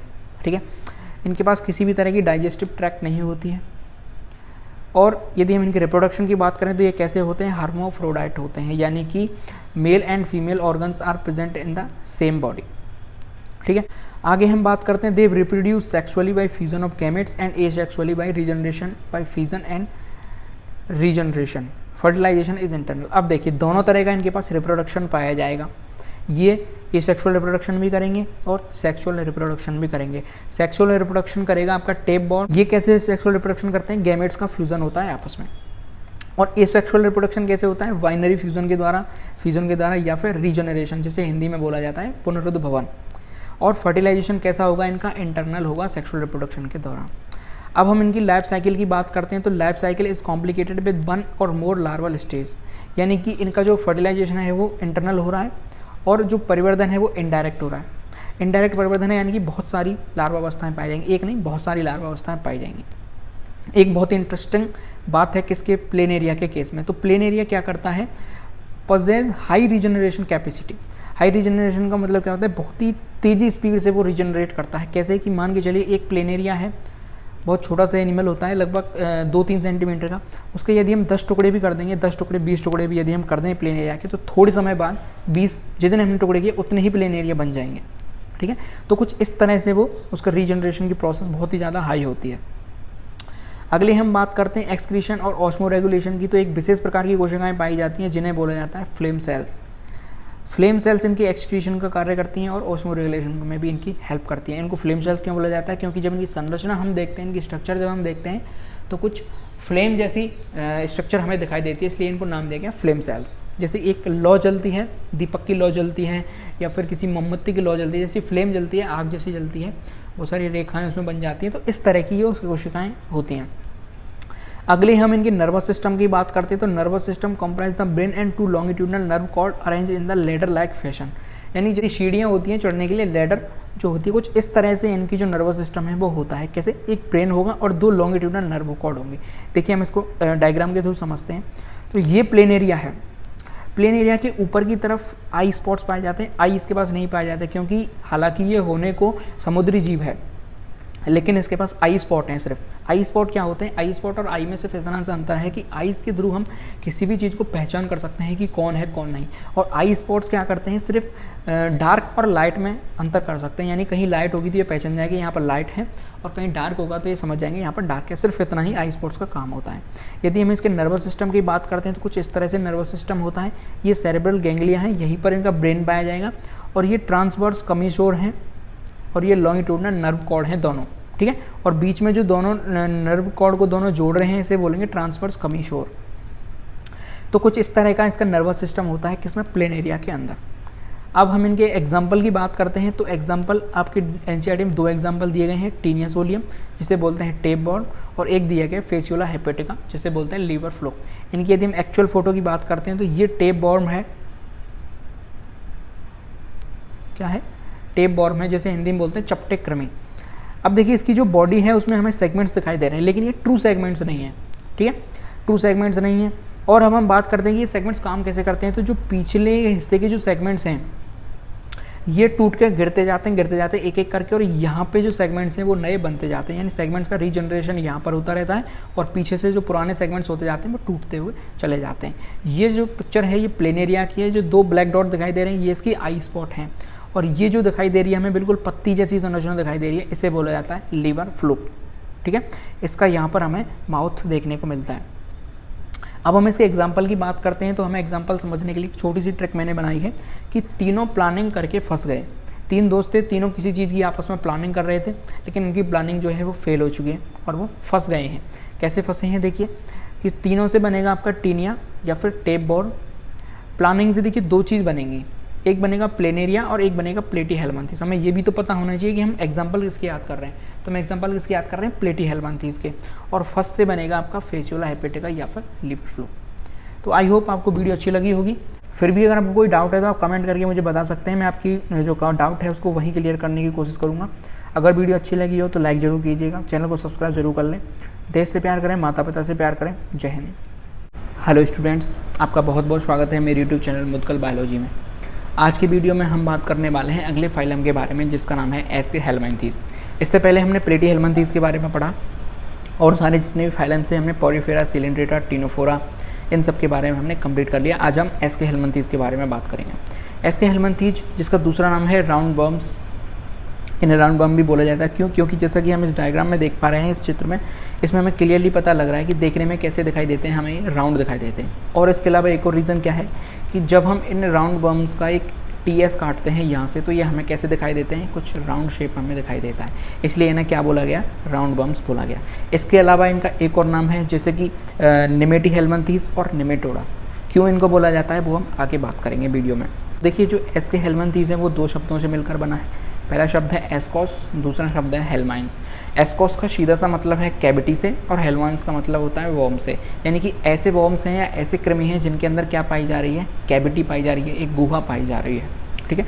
इसका तो मतलब हो गया एस्के हेलमिंथेस से। दूसरा जो शब्द है निमेटी हेलमिंथेस या फिर निमेटोडा। क्यों कहा गया कि निमे का मतलब होता है थ्रेड या फिर धागा, और हेलमिंथेस का मतलब होता है वॉर्म, यानी ऐसे वॉर्म जो कि कैसे होते हैं? धागे के समान होते हैं। तो ये इनके नाम से हमें क्लियर हो गया। आगे हम इनके हैबिट और हैबिटेट की बात करते हैं, तो सबसे पहले हम इनके हैबिट की बात करते हैं। सबसे पहले हम इनके हैबिटेट की बात करते हैं तो ये एक्वेटिक हो सकते हैं या फिर फ्री लिविंग भी हो सकते हैं, और ये पैरासाइट फॉर्म में भी हमें देखने को मिल सकते हैं। तो यदि एक्वेटिक होंगे तो ये मराइन वाटर या फिर फ्रेश वाटर दोनों ही पानी में हमें देखने को मिलेंगे, और फ्री लिविंग भी ये मिट्टी वगैरह में, सॉइल में हमें देखने को मिल जाते हैं। और ये एंडोपैरासाइट फॉर्म के रूप में ज़्यादातर पाए जाते हैं। जब हम आगे एग्जाम्पल की बात करेंगे तो हम वहाँ पर क्लियरली इनको देख पाएंगे। इसका जो बहुत ही अच्छा एग्जाम्पल है वो है एस्केरिस, जो कि ह्यूमन की इंटेस्टाइन में कैसे रहता है? एंडोपैरासाइट फॉर्म में रहता है और डिजीज़ कॉज करता है। अगली जो चीज़ है इनकी वो है सिमेट्री। सिमेट्री की बात करते हैं तो सिमेट्री कैसी है कि बायलेटरल सिमेट्री है। बायलेटरल का मतलब क्या होता है? जैसे कि ये कोई एनिमल है, इसको हम एक एक्सिस से लाइन खींचते हैं, तो लाइन खींचने के बाद 2 बराबर भागों में यदि इसको डिवाइड कर दिया जाता है तो वो सिमेट्री कौन सी कहलाएगी? वो बायलेटरल सिमेट्री कहलाती है।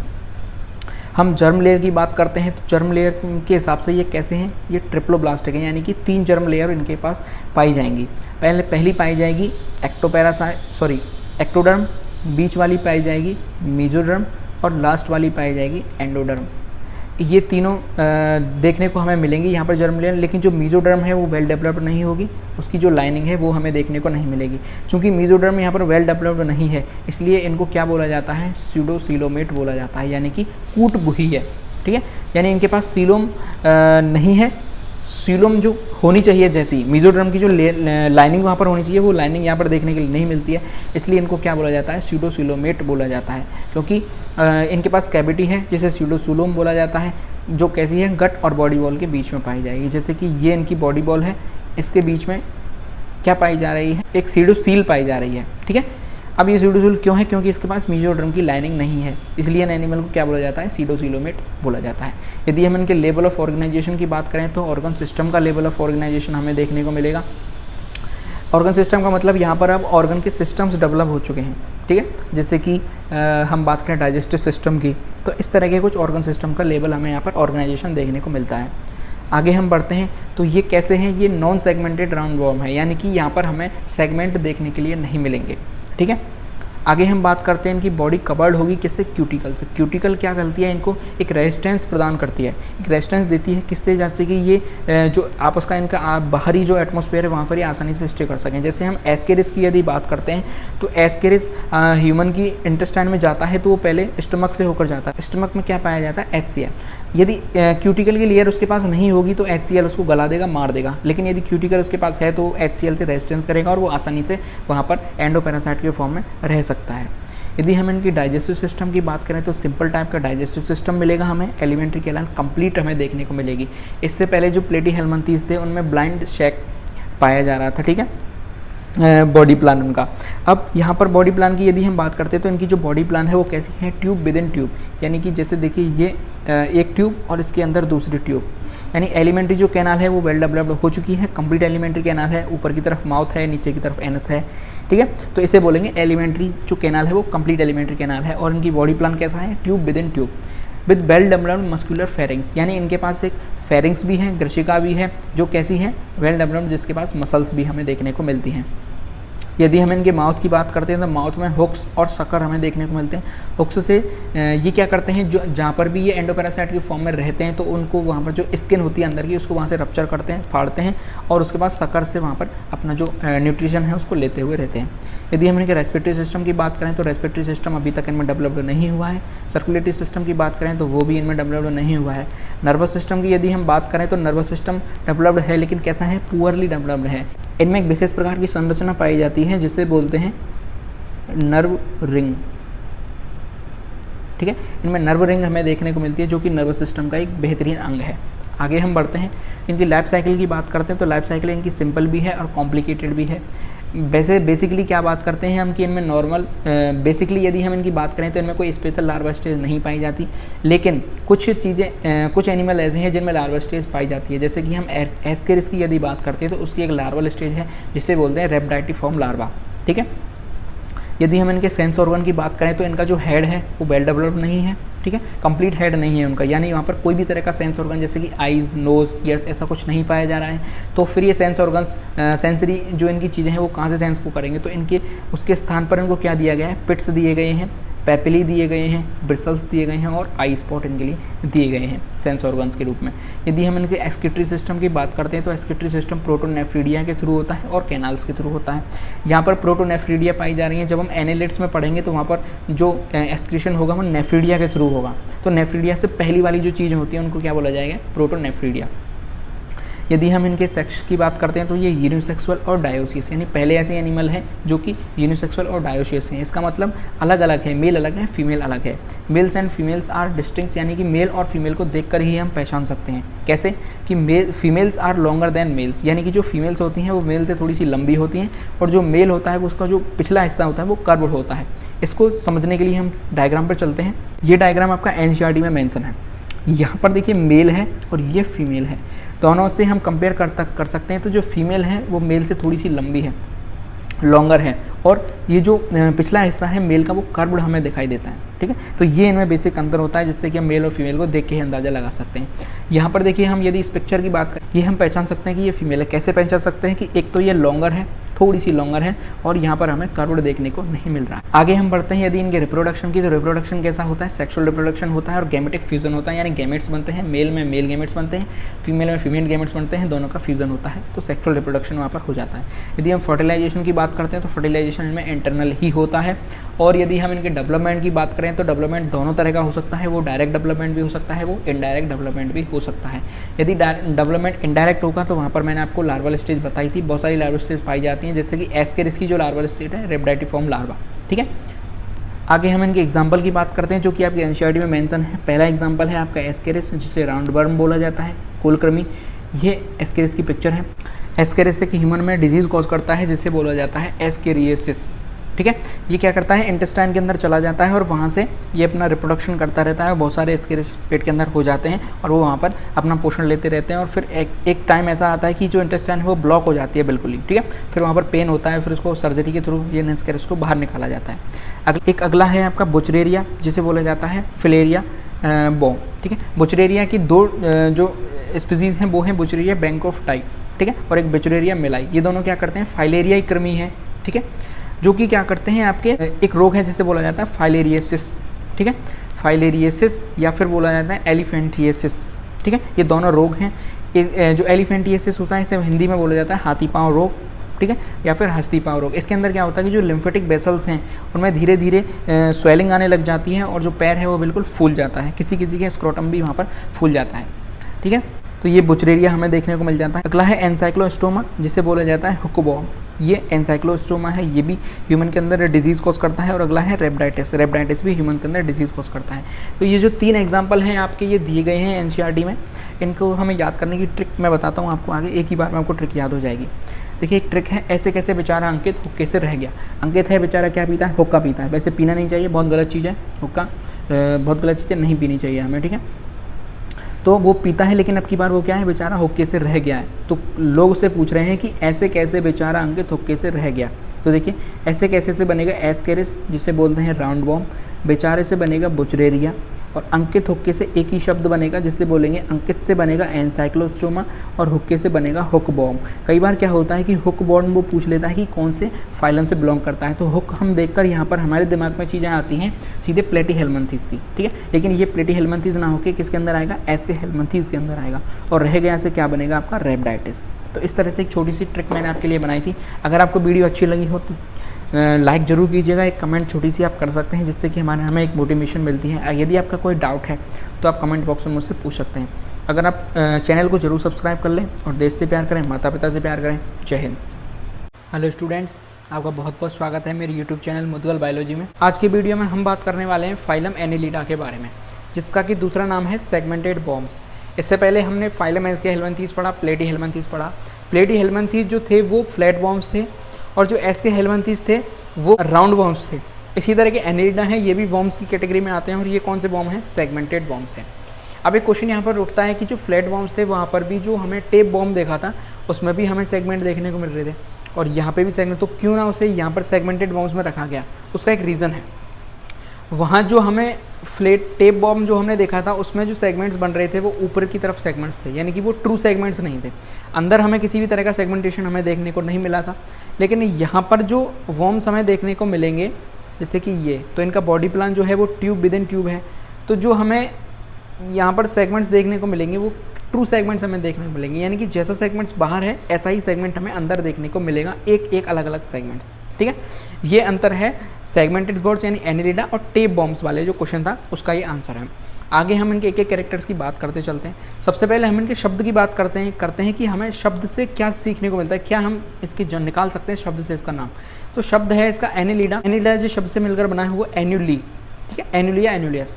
तो इनका जो हिंदी में अर्थ होता है वो होता है रिंग, ठीक है, यानी कि गोल रिंग जैसी कुछ स्ट्रक्चर। अब इसको हम क्या इनसे रिलेट करेंगे कि जब हम इनके एनिमल्स देखते हैं, जैसे कि आप सबने फेरेटिमा अर्थवॉर्म यानी कि केंचुआ जब उसको देखा होगा तो केंचुए में रिंग रिंग हमें देखने को मिलती हैं छोटी छोटी। तो उन रिंग्स, जैसे कि यहाँ इस डायग्राम में भी हमें रिंग्स देखने को मिल रही हैं, तो इन रिंग को ही बोला जाता है एन्युली, इसी से इनको नाम दिया गया एनिलिडा, ठीक है। अब हम इनके कैरेक्टर्स आगे बढ़ते हैं। तो देखिए सबसे पहले हम इनके हैबिटेट की बात करते हैं। ये जो एनिमल हैं ये मोस्टली एक्वेटिक हैं, यानी कि जलीय जीव हैं, और जल में भी कैसे, मराइन और फ्रेश वाटर, ठीक है। उसके अलावा कुछ टेरेस्ट्रियल हैं यानी कुछ स्थल पर भी हमें मिलेंगे, बोरोइंग यानी कि जो छेद बनाकर रहते हैं, गुफा बनाकर जो रहते हैं, ट्यूबिकुलस, ठीक है, सेडेंटरी यानी एकल जीव भी मिलता है, फ्री लिविंग भी हमें देखने को मिल जाते हैं, और कुछ हमें पैरासाइट फॉर्म में भी देखने को मिलते हैं, ठीक है। तो ये इनका हैबिटेट है, यानी कि लगभग सभी जगह पर ये पाए जाते हैं। हम इनके बॉडी की बात करते हैं तो बॉडी एलोंगेटेड ट्रिप्लोब्लास्टिक, यहाँ कैसी प्रकार की बॉडी है, ट्रिप्लोब्लास्टिक। उसके अलावा वाइलेटरी सिमेट्रिकल होते हैं ये, और ट्रूली सीलोमेट होते हैं। जब हमने एस को हेल्मंथीस पढ़ा था तो वहाँ पर जो जर्म लेयर थी वो तीनों जर्म लेयर प्रेजेंट थी। ट्रिप्लोब्लास्टिक एनिमल है एस के हेल्मंथीस, लेकिन जो सीलोम थी वो ट्रू सीलोम नहीं थी, कैसी थी, वो स्यूडो सीलोम थी। क्यों? क्योंकि वहाँ पर जो मीजोडर्म है उसकी लाइनिंग हमें देखने को नहीं मिल रही थी। लेकिन जब एनालिड्स आए तो ये एसके हेल्मंथीस से थोड़े से एडवांस हैं, तो यहाँ पर जो मीजोडर्म है उसकी लाइनिंग हमें देखने को मिलेगी, इसलिए इन्हें क्या बोला जाता है, सीलोमेट एनिमल्स बोला जाता है, एंड बर्मी फॉर्म। अगले हम बात करते हैं तो the body is metamerically segmented, यानी कि इनकी बॉडी है वो सेगमेंटेड है, ठीक है, खंडित है इनकी बॉडी, और मेटामेरिकली है तो इसका मतलब क्या होगा कि प्रत्येक खंड जो है वो ट्रू सेगमेंट्स है, ठीक है। एक जो सेगमेंट है वो ट्रू सेगमेंट्स हमें देखने को मिलता है। बाहर की तरफ यदि हम बात करते हैं तो ट्रांसवर्स ग्रुप्स हमें देखने को मिलती हैं, यानी खांचे हमें देखने को मिलती हैं, और अंदर से यदि हम देखेंगे तो प्रत्येक सेप्टा हमें देखने को मिलेगा, एक प्रत्येक पर्टिकुलर पोर्शन हमें देखने को मिलेगा। जैसे कि ये एनिमल है तो पर्टिकुलर पोर्शन हमें अलग अलग देखने को मिलेंगे इसमें, ठीक है। और जो प्रत्येक डिवीज़न है, यानी कि एक डिवीज़न है, दूसरा डिवीज़न है, तीसरा डिवीज़न, प्रत्येक डिवीज़न को क्या बोला जाता है, सेगमेंट, मेटामेयर या फिर सोमेटी। ये खास बात है इनके अंदर, ठीक है। अगले हम इनके बॉडी ऑर्गेनाइजेशन की बात करते हैं तो ऑर्गन लेवल की जो बॉडी है इनकी वो आ चुकी है, ऑर्गन सिस्टम, ठीक है। ऑर्गन सिस्टम लेवल की बॉडी इनके पास आ चुकी है। बॉडी कवरिंग की बात करते हैं तो बॉडी एक थिन क्यूटिकल से इनकी कवर्ड रहती है बॉडी, ठीक है। थोड़ा सा इनका जो बॉडी है वो क्यूटिकल सी, मुलायम सी बॉडी इनकी हमें देखने को मिलती है। जब हम एनिलिड्स की बात कर रहे हैं तो आपके दिमाग में एक जो एनिमल है वो हमेशा रहना चाहिए, वो है अर्थवॉर्म या फिर केंचुआ। हम इनकी बात करते हैं, दे हैव पैरापोडिया या फिर काइटिनियस सीटी यूज्ड फॉर लोकोमोशन।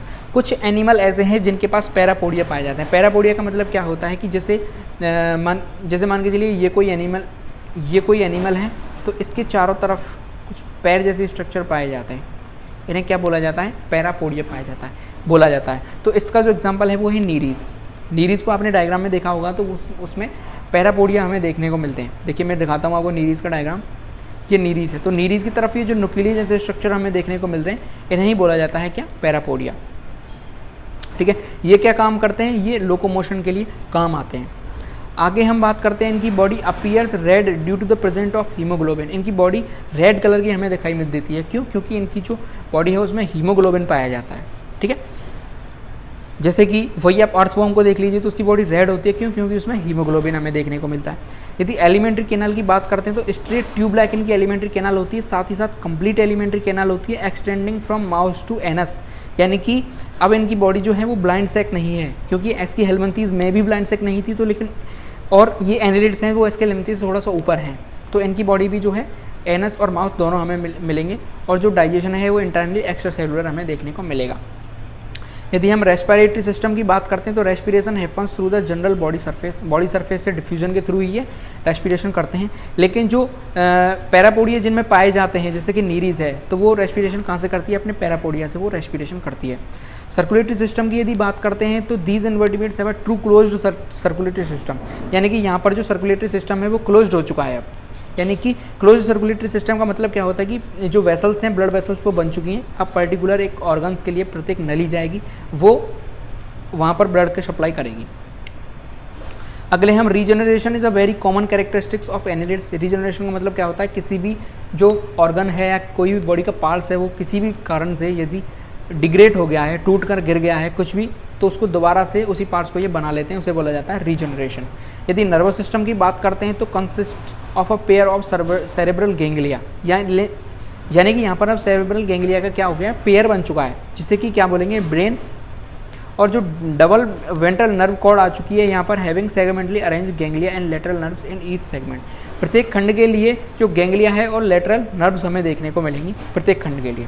यदि हम एक्सक्रीटरी सिस्टम की बात करते हैं तो नेफ्रीडिया आर एक्सक्रीटरी ऑर्गन्स। जब एसके हेल्मंथीज मैंने आपको पढ़ाया था तो वहाँ पर प्रोटोनेफ्रीडिया हमने देखे थे, लेकिन यहाँ पर क्या है, नेफ्रीडिया आ चुके हैं जो कि इनके एक्सक्रीटरी ऑर्गन का काम करते हैं। नीरीज की हम बात करते हैं, an aquatic form is dioecious but earthworm and leech are monoecious. Sex की हम बात कर रहे हैं, तो जो नीरीज है उसका एक्वेटिक जो फॉर्म होता है वो डायोसियस होता है, और जो अर्थवर्म और जो लीच हैं वो मोनोशियस होते हैं, यानी कि दोनों के पास दोनों ऑर्गन्स प्रेजेंट होते हैं। और रिप्रोडक्शन की बात करें तो सिर्फ और सिर्फ सेक्सुअल रिप्रोडक्शन यहाँ पर हमें देखने को मिलता है। यदि डेवलपमेंट की बात करें तो डेवलपमेंट डायरेक्ट डेवलपमेंट होगा किनके अंदर, जो मोनोशियस हैं, और जो डायोशियस हैं उनके अंदर कैसा होगा, इनडायरेक्ट डेवलपमेंट हमें देखने को मिलेगा। यदि फर्टिलाइजेशन की बात करें तो फर्टिलाइजेशन आपका इंटरनल भी हो सकता है, एक्सटर्नल भी हो सकता है। आगे हम इनके एग्जाम्पल की बात करते हैं, तो एग्जाम्पल कौन कौन से, नीरीज, फेरेटेमा या फिर अर्थवॉर्म और हिरुडिनेरिया। ब्लड सकिंग लीच, ये आपकी हिरुडिनेरिया है, हिरुडिनेरिया ग्रेन्युलोसा, ठीक है। लीच आपने देखी है, उसमें भी सेगमेंट्स हमें देखने को मिलते हैं, जैसे कि ये कैचुआ है, कैचुआ में हमें पर्टिकुलर सेगमेंट्स हमें देखने को मिल रहे हैं, इसकी बॉडी जो है मेटामेर्स हमें देखने को मिल रहे हैं, यहाँ पर भी हमें ट्रू सेगमेंट्स देखने को मिलते हैं, और साथ में पैरापोडिया हमें देखने को मिलते हैं। अब ये जो एग्जाम्पल है इनको याद करने की एक छोटी सी ट्रिक मैंने बताई है। एनी हीरो ने अर्थ फाड़ के लीची निकाला, एनी हीरो यानी किसी हीरो ने अर्थ को फाड़ा और लीची निकाला। देखिए क्या बनेगा, एनी से बनेगा एनीलिना, हमें ये भी पता होना चाहिए कि एग्जाम्पल किसके याद कर रहे हैं। हीरो से बनेगा हिरुडिनेरिया, ने से बनेगा नीरीज। यदि एक चीज़ देखिए आपकी, यदि आपको ट्रिक की स्टार्टिंग में ही फाइलम का नाम दे दिया जाए तो आप इजीली ट्रिक को याद कर सकते हैं और आप आगे के एग्जाम्पल सारे आपको याद आ जाएंगे। हीरो से हिरुडिनेरिया, नी से नीरीज, अर्थ फाड़ से बनेगा, देखिए अर्थ से बनेगा अर्थवॉर्म और फाड़ से बनेगा फेरेटेमा, लीची से बनेगा लीच। हिरुडिनेरिया को ही क्या बोला जाता है, लीच बोला जाता है, और अर्थवॉर्म को ही क्या बोला जाता है, फेरेटेमा बोला जाता है, ठीक है। तो इस तरह से छोटी सी ट्रिक थी। आई होप आपको वीडियो अच्छी लगी हो तो लाइक जरूर कीजिएगा, कमेंट में कोई डाउट है तो पूछ सकते हैं, चैनल को सब्सक्राइब जरूर कर लें। देश से प्यार करें, माता पिता से प्यार करें। जय हिंद। हेलो स्टूडेंट्स, आपका बहुत बहुत स्वागत है मेरे यूट्यूब चैनल मुद्गल बायोलॉजी में। आज की वीडियो में हम बात करेंगे फाइलम ऑर्थ्रोपोडा के बारे में। इससे पहले हमने फाइलम एनेलिडा कंप्लीट कर लिया, ठीक है, सारे फाइलम्स हम कंप्लीट करते जा रहे हैं। आज हम ऑर्थ्रोपोडा के बारे में पढ़ेंगे। तो जो ऑर्थ्रोपोडा फाइलम है ये सबसे लार्जेस्ट फाइलम है, ठीक है। एनिमल किंगडम की जो फाइलम्स हैं सारे, उनमें सबसे ज़्यादा बड़ा जो फाइलम है वो कौन सा है, ऑर्थ्रोपोडा, यानी कि सबसे ज़्यादा एनिमल्स इसके अंदर आते हैं। अब हम बात करते हैं इसके शब्द से हम क्या निकाल पाते हैं। तो देखिए जो शब्द है वो दो शब्दों से मिलकर बना है। पहला जो शब्द है वो है आर्थ्रोन और दूसरा शब्द है पोडा। आर्थ्रोन का मतलब सीधा सा है, जॉइंट से होता है, ठीक है। आर्थ्रोन का जो मतलब है वो मतलब क्या है, जॉइंट्स। वहीं यदि हम पोडा की बात करते हैं तो पोडा तो हम शुरू से जानते हैं क्या चीज़ है, फुट। तो इसका मतलब क्या हुआ कि इनके जो फुट्स होते हैं, लेग्स जो होती हैं, उनमें क्या पाए जाते हैं, जॉइंट्स पाए जाते हैं, इसलिए इन्हें क्या बोला जाता है, आर्थ्रोपोडा, ठीक है। यहाँ पे जो बेसिक आप ये समझ लीजिए, जितने भी कीड़े मकोड़े, ज़्यादातर जितने एनिमल्स हम देखते हैं वो सभी के सभी ऑर्थ्रोपोडा में हैं। कुछ एग्जांपल्स यहाँ पर जैसे स्कॉर्पियन, बिच्छू, कॉकरोच, तिलचट्टा, स्पाइडर, मकड़ी, बटरफ्लाई, ऐसे बहुत सारे एग्जांपल्स हैं जो हम आगे डिस्कस करेंगे, जो कि किसके अंदर आते हैं, ऑर्थ्रोपोडा के अंदर आते हैं। चलिए हम इनके कैरेक्टर्स की तरफ बढ़ते हैं। तो जो सबसे इंपॉर्टेंट बात है इस फाइलम की वो ये है कि Arthropoda is the largest phylum with about 9 lakh species, यानी कि इसकी 9 लाख प्रजातियाँ अब तक ज्ञात हो चुकी हैं, ठीक है। अगली इंपॉर्टेंट बात यह है कि इसके अंदर बहुत सारी लार्ज क्लासेज हैं जो फाइलम है आर्थ्रोपोडा, और एक इसकी क्लास है जिसका नाम है इंसेक्टा। इंसेक्टा क्लास के अंदर बहुत सारा जो एनिमल स्पीसीज़ है उसका मेजर पोर्शन ये लेके बैठी है क्लास, ठीक है। यानी कि क्लास इंसेक्टा के अंदर ही बहुत सारा जो एनिमल स्पीसीज है उन सबकी मेजर पोर्शन जो है, ज़्यादातर जो एनिमल है वो क्लास इंसेक्टा के अंदर आते हैं, ठीक है। इनके हैबिटेट की बात करते हैं तो ये सभी जगह पर रह सकते हैं, लैंड में रह लेंगे यानी धरती पर रह लेंगे, वाटर में, सॉइल में, सभी जगह पर, ठीक है। अगले हम बात करते हैं इनकी बॉडी की, तो बॉडी इनकी ट्रिप्लोब्लास्टी होगी, यानी कि बॉडी की 3 लेयर्स होंगी। सेगमेंटेड बॉडी होगी, ठीक है, यानी कि बॉडी में खंड पाए जाएंगे, सेगमेंट्स पाए जाएंगे, और सिमेट्री कैसी होगी इनकी, बाइलेटरली सिमेट्रिकल होंगे ये, ठीक है।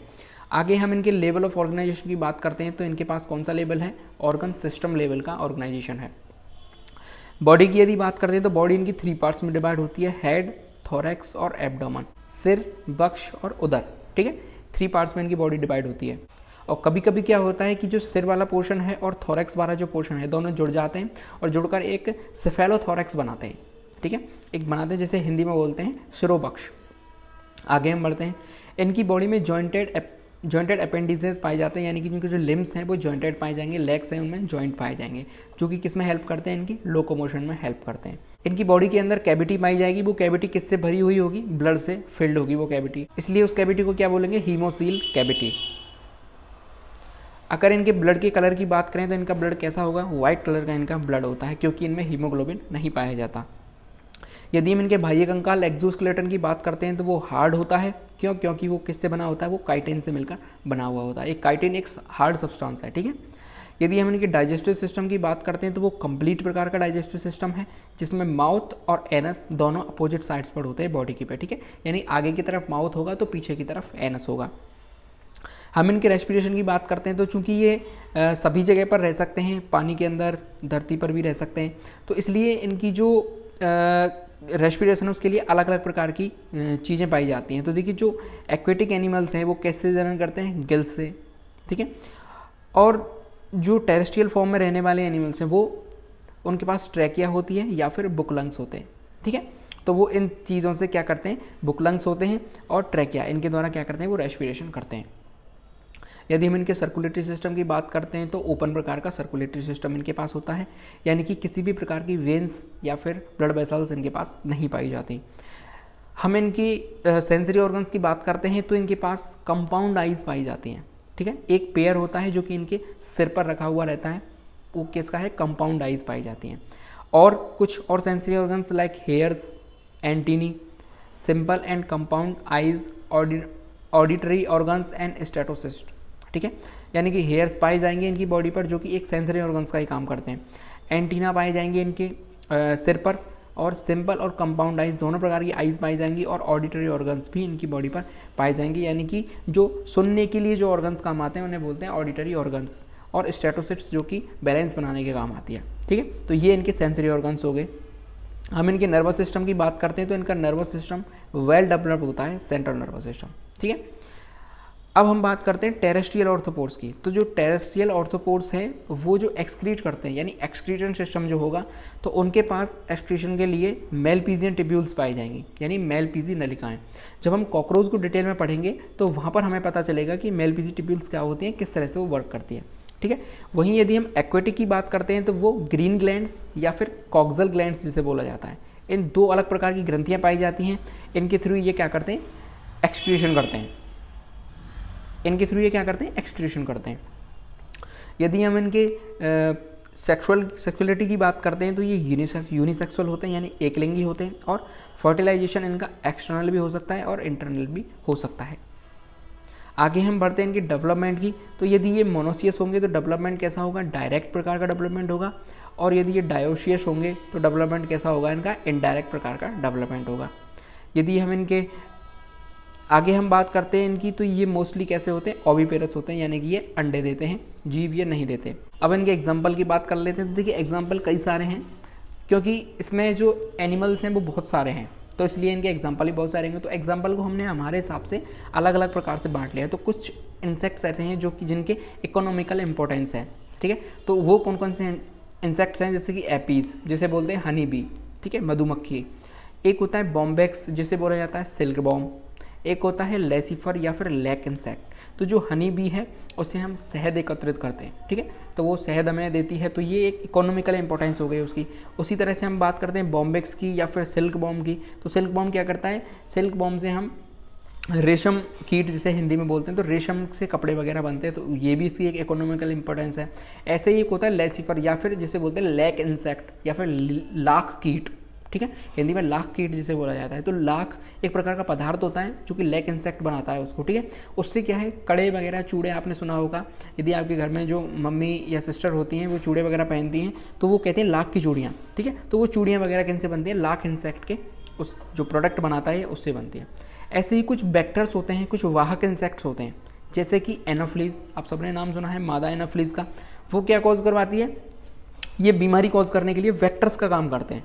तो मादा एनोफ्लीज मलेरिया के लिए कॉज करती है, ठीक है। ऐसी एग्जाम्पल है क्यूलिक्स और एडीज, दोनों मॉस्किटो हैं। क्यूलिक्स एक डिजीज़ कॉज करता है, जिसे डिजीज़ होती है जापानीज़ इंसेफेलाइटिस। इसके लिए ये वेक्टर का काम करता है। इसका जो वायरस है जापानीज़ इंसेफेलाइटिस का, उसको ये मॉस्किटो जो है लेके आता है, किससे, वर्ड्स से। वर्ड्स में वो पाया जाता है वायरस, ठीक है। ये उसके ऊपर फीड करता है, वर्ड्स के ऊपर, ठीक है। तो वहाँ से ये वायरस को लेके आता है, और जब ये ह्यूमंस के अंदर उसको वाइट करता है तो वायरस यहाँ पर आ जाता है। तो ये क्या काम किया इसने, वेक्टर्स का काम किया, ठीक है। ऐसे ही एडीज़ हैं, एडिस मॉस्किटो किस किस को कॉज करता है, जैसे जीका वायरस हो गया, डेंगू, चिकनगुनिया, येलो फीवर, इन सब के लिए वेक्टर्स का काम करते हैं ये मॉस्किटो, ठीक है। ऐसे ही एक ग्रीगेरियस पीस्ट, ठीक है, ग्रीगेरियस पीस्ट क्या एक एग्जाम्पल है जिसका नाम है लोकस्ट या फिर लोकस्टा।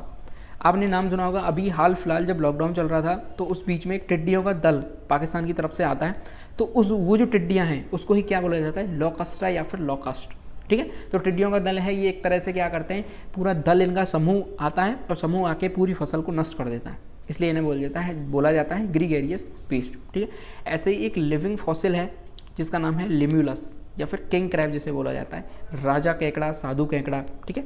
ऐसे तो अब हम एक एक डायग्राम देख लेते हैं। तो देखिए ये वो टिड्डी है जिसका पूरा दल चलता है, पूरा समूह इनका एक साथ चलता है और पूरी फसल का ये सफाया कर देते हैं, ठीक है।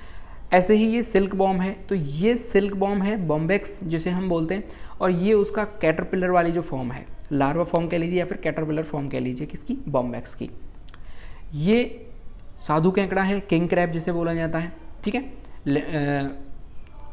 लिम्यूलस जिसे बोला जाता है, ठीक है, और ये हनी बी है। तो इस तरीके से हमारा जो बहुत ही सिंपल तरीके से मैंने आपको फाइलम आर्थ्रोपोडा को आपको कंप्लीट करा दिया है। आई होप आपको सब कुछ समझ आ गया होगा। फिर भी आपको इससे लेके कोई डाउट है तो आप मुझे नीचे कमेंट करिए, मैं उसमें आपका सॉल्यूशन करवा दूंगा। अगर आपको वीडियो अच्छी लगी हो तो लाइक ज़रूर कर दीजिएगा, चैनल को सब्सक्राइब जरूर कर लें, और देश से प्यार करें, माता पिता से प्यार करें। जय हिंद। हेलो दोस्तों, आपका बहुत बहुत स्वागत है मेरे यूट्यूब चैनल मुदगल बायोलॉजी में। आज का हमारा टॉपिक है फाइलम मोलस्का, ठीक है। मोलस्का फाइलम की हम बात करेंगे। इससे पहले अपने फाइलम आर्थ्रोपोडा को कंप्लीट कर लिया, ठीक है। तो आगे कमेंट आई थी आर्थ्रोपोडा वीडियो पे, सर आगे की वीडियोस कहाँ मिलेंगी, तो मैं आगे की वीडियोस आपके लिए बना रहा हूँ फाइलम मोलस्का पे, ठीक है। देखिए जब हम फाइलम मोलस्का की बात करते हैं एनिमल किंगडम के अंदर, तो फाइलम जो मोलस्का है, मोलस्का के एनिमल जो है वो काफ़ी सॉफ्ट बॉडीज़ वाले एनिमल्स हैं, यानी इनकी बॉडी है वो काफ़ी सॉफ्ट होती है। क्यों? क्योंकि जो मोलस्का टर्म है, ये टर्म निकल के आया है मोलस्क से, और मोलस्क का मतलब होता है सॉफ्ट, ठीक है। तो मोलस्का के जितने भी एनिमल्स हैं वो सब कैसे हैं, सॉफ्ट बॉडीज़ एनिमल्स हैं। आप नॉर्मल भी देख सकते हैं, ठीक है। और ये एनिमल्स जैसे कि आपको ये दिखाई दे रहा है, जैसे स्नेल कहते हैं या फिर घोंगा कहते हैं, और ये आपको ऑक्टोपस है जो कि आप नॉर्मल लाइफ में भी देख सकते हैं। ऑक्टोपस आपने टीवी वगैरह पे देखी होगी। तो ये एनिमल हैं, ये सब किसके एग्जाम्पल हैं, ये आपके मोलस्का के एग्जाम्पल हैं। चलिए हम आगे बढ़ते हैं। देखिए मोलस्का जो है वो सेकंड लार्जेस्ट फाइलम है एनिमल किंगडम। जो आपका लार्जेस्ट फाइलम है एनिमल किंगडम का वो आपका आर्थ्रोपोडा है, जिसके अंदर 2/3 जितनी भी स्पीसीज़ हैं वो सब आर्थ्रोपोडा की हैं, ठीक है। एनिमल जितने भी हमारी पृथ्वी पर उपस्थित हैं उनमें 2/3 जितने भी एनिमल्स हैं उन सबकी स्पीसीज़ किसी हैं, आर्थ्रोपोडा की है। लेकिन सेकंड लार्जेस्ट जो फाइलम आता है वो मोलस्का आता है। लेकिन एक यहाँ पर क्वेश्चन काफ़ी घुमा के पूछा जाता है कि यदि हम बात करें लार्जेस्ट फाइलम के जो कि एनिमल जो वाटर में रहते हैं, तो उसका आंसर होगा आपका फाइलम मोलस्का, यानी कि पानी में रहने वाले जितने भी एनिमल्स हैं उनका लार्जेस्ट फाइलम कौन सा है, फाइलम मोलस्का है। लेकिन स्थल पर रहने वाले जितने भी एनिमल हैं उनका फाइलम कौन सा है, वो फाइलम आर्थ्रोपोडा है। तो ये चीज़ आपको याद रखनी। लेकिन एनिमल किंगडम के एक टिपिकल क्वेश्चन आपसे पूछा जाए कि what is the second largest phylum, ठीक है, तो कौन सा होगा आपका फाइलम मोलस्का, उसका आंसर होगा, ठीक है। अब दूसरी लाइन है इसकी कि ये फाइलम मोलस्का के जितने भी एनिमल्स हैं वो सॉफ्ट बॉडीज़ होते हैं, यानी कि ये कोमल शरीर वाले होते हैं, इनकी बॉडी काफ़ी सॉफ्ट होती है। The term Mollusca was derived by the given Aristotle to cuttlefish. Cuttlefish एक एग्जांपल है, सीपिया जिसे कहते हैं, उसको अरिस्टोटल ने सबसे पहले नाम दिया मोलस्का। और मोलस्क का मीन होता है सॉफ्ट, यानी कि कोमल, तो इसी से इनका नाम रख दिया गया कोमल बॉडी वाले या फिर कोमल शरीर वाले, ठीक है। आगे अपन बढ़ते हैं। इनकी जो साइज़ रेंज है ये माइक्रोस्कोपिक ऑर्गेनिज्म से लेकर ये 20 मीटर लंबे तक हो सकते हैं, ठीक है। यानी कि ये छोटे एनिमल्स जो माइक्रोस्कोप से देखने वाले हों वो भी हो सकते हैं, वो भी मोलस्का के एनिमल्स हो सकते हैं। इसके अलावा इनकी लंबाई मैक्सिमम 20 मीटर तक, मैक्सिमम इनकी 20 मीटर्स लॉन्ग्स तक इनकी लंबाई जा सकती है, ठीक है। आगे अपन बढ़ते हैं। ये हमारे कुछ इकोनॉमिक इंपॉर्टेंस भी है हमारी लाइफ में, ये हमारे लिए कुछ रोल प्ले करते हैं, ठीक है, ह्यूमंस के लिए। जैसे कि सोर्स ऑफ ज्वेलरी हैं, ठीक है, हमारे लिए जिस ज्वेलरी में काम करते हैं, तो जो लोग ज्वेलरी का बेचने का काम करते हैं उनके लिए जीवन यापन का काम करते हैं, ठीक है। दूसरे कुछ लोग इनको ऐसा फूड भी कंज्यूम करते हैं, ठीक है, तो भोजन का भी सोर्स ही हो जाते हैं। इसके अलावा नेचुरल पेयर्स यानी कि जो प्राकृतिक मोती होता है उसको बेच के भी लोग अपना जीवन यापन करते हैं, जो कि मोलस्का से संबंध रखते हैं ये एनिमल, ठीक है। जैसे पिंक टाटा है आपका, वो क्या करता है, नेचुरल रूप से मोती बनाता है, मोती को बाहर निकालते हैं लोग, फिर उसे बेचते हैं, तो उससे उनकी जीविका चलती है। तो एक तरीके से ये इकोनॉमिक इंपॉर्टेंस भी है हमारे लिए, किसका, मोलस्का के एनिमल्स का। कुछ लोग इनको फूड के रूप में भी कंज्यूम करते हैं। तो ये हम कहें मोलस्का की कुछ बेसिक बातें थी जो मैंने आपको बताई। आगे अपन बढ़ते हैं मोलस्का के कैरेक्टरिस्टिक्स पर, यानी कि कुछ लक्षण देखते हैं मोलस्का के। तो मोलस्का का सबसे पहले लक्षण है, हम इसका आवास देखते हैं। तो आवास देखिए, ये वाटर में रहने वाले एनिमल हैं और ये दोनों प्रकार के पानी में रह सकते हैं, ये मराइन में भी रह सकते हैं या फिर ये फ्रेश वाटर में भी रह सकते हैं। कुछ एनिमल ऐसे हैं जो टेरेस्ट्रियल हैं यानी स्थलीय हैं, और कुछ ऐसे हैं जो नम मृदा में भी पाए जाते हैं या फिर जो गीली मिट्टी होती है उसमें भी हमें देखने को मिल जाते हैं। तो ये तो इनका हो गया क्या, हैबिटेट। अब हम बात करते हैं इनके लेवल ऑफ ऑर्गेनाइजेशन पर। तो इनका level of organisation organ system का हो गया है, यानी कि इनके अंदर ऑर्गन डेवलप हो गए हैं और उन ऑर्गनों ने मिलकर एक सिस्टम बना लिया है, जैसे डाइजेस्टिव सिस्टम, इसके अलावा नर्वस सिस्टम, इसके अलावा रेस्पिरेटरी सिस्टम। तो सिस्टम लेवल का इनके अंदर ऑर्गेनाइजेशन आ गया है। ठीक है, आगे अपन बढ़ते हैं। इनकी बॉडी में कैविटी पाई जाती है जिसे मेंटल कैविटी कहते हैं या फिर प्रवार गुहा कहते हैं। आगे अपन देखेंगे।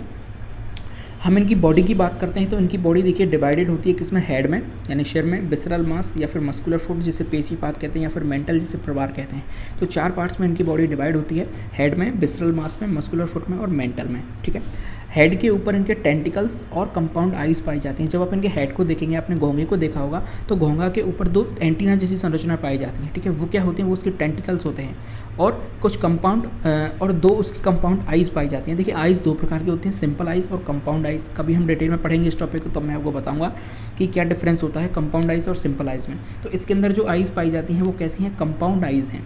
ठीक है, बॉडी इनकी कवर्ड है किससे, कैल्केरियस सेल से, यानी कैल्शियम की इनके ऊपर परत पाई जाती है, कवच पाया जाता है।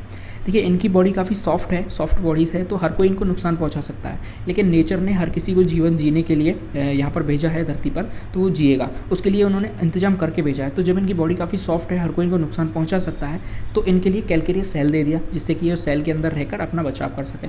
लेकिन आपने देखा होगा जो डेविल फिश है यानी जिसे अपन कहते हैं ऑक्टोपस है, उसके पास कोई भी कैल्केरियस सेल नहीं होता, लेकिन उसके लिए उन्होंने इंक ग्लैंड दे दी जिससे कि वो क्या करती है, स्याही को, जैसे ही कोई उसके पास आता है तो स्याही को छोड़ देती है, जिससे पानी धुंधला हो जाता है, जो सामने वाला शिकारी है वो भ्रमित हो जाता है, यानी कि उसे देख नहीं पाता और वो बच के निकल जाती है। तो नेचर ने सबको जीने का अधिकार दिया है, तो इस तरीके से उसने इंतजाम भी करके भेजा कि किस तरीके से आप अपना शिकारियों से बचाव कर सकते हैं। तो इनके लिए क्या बनाया है, कैल्केरियस सेल बना के दिया है जिससे इनकी बॉडी कवर्ड रहती है।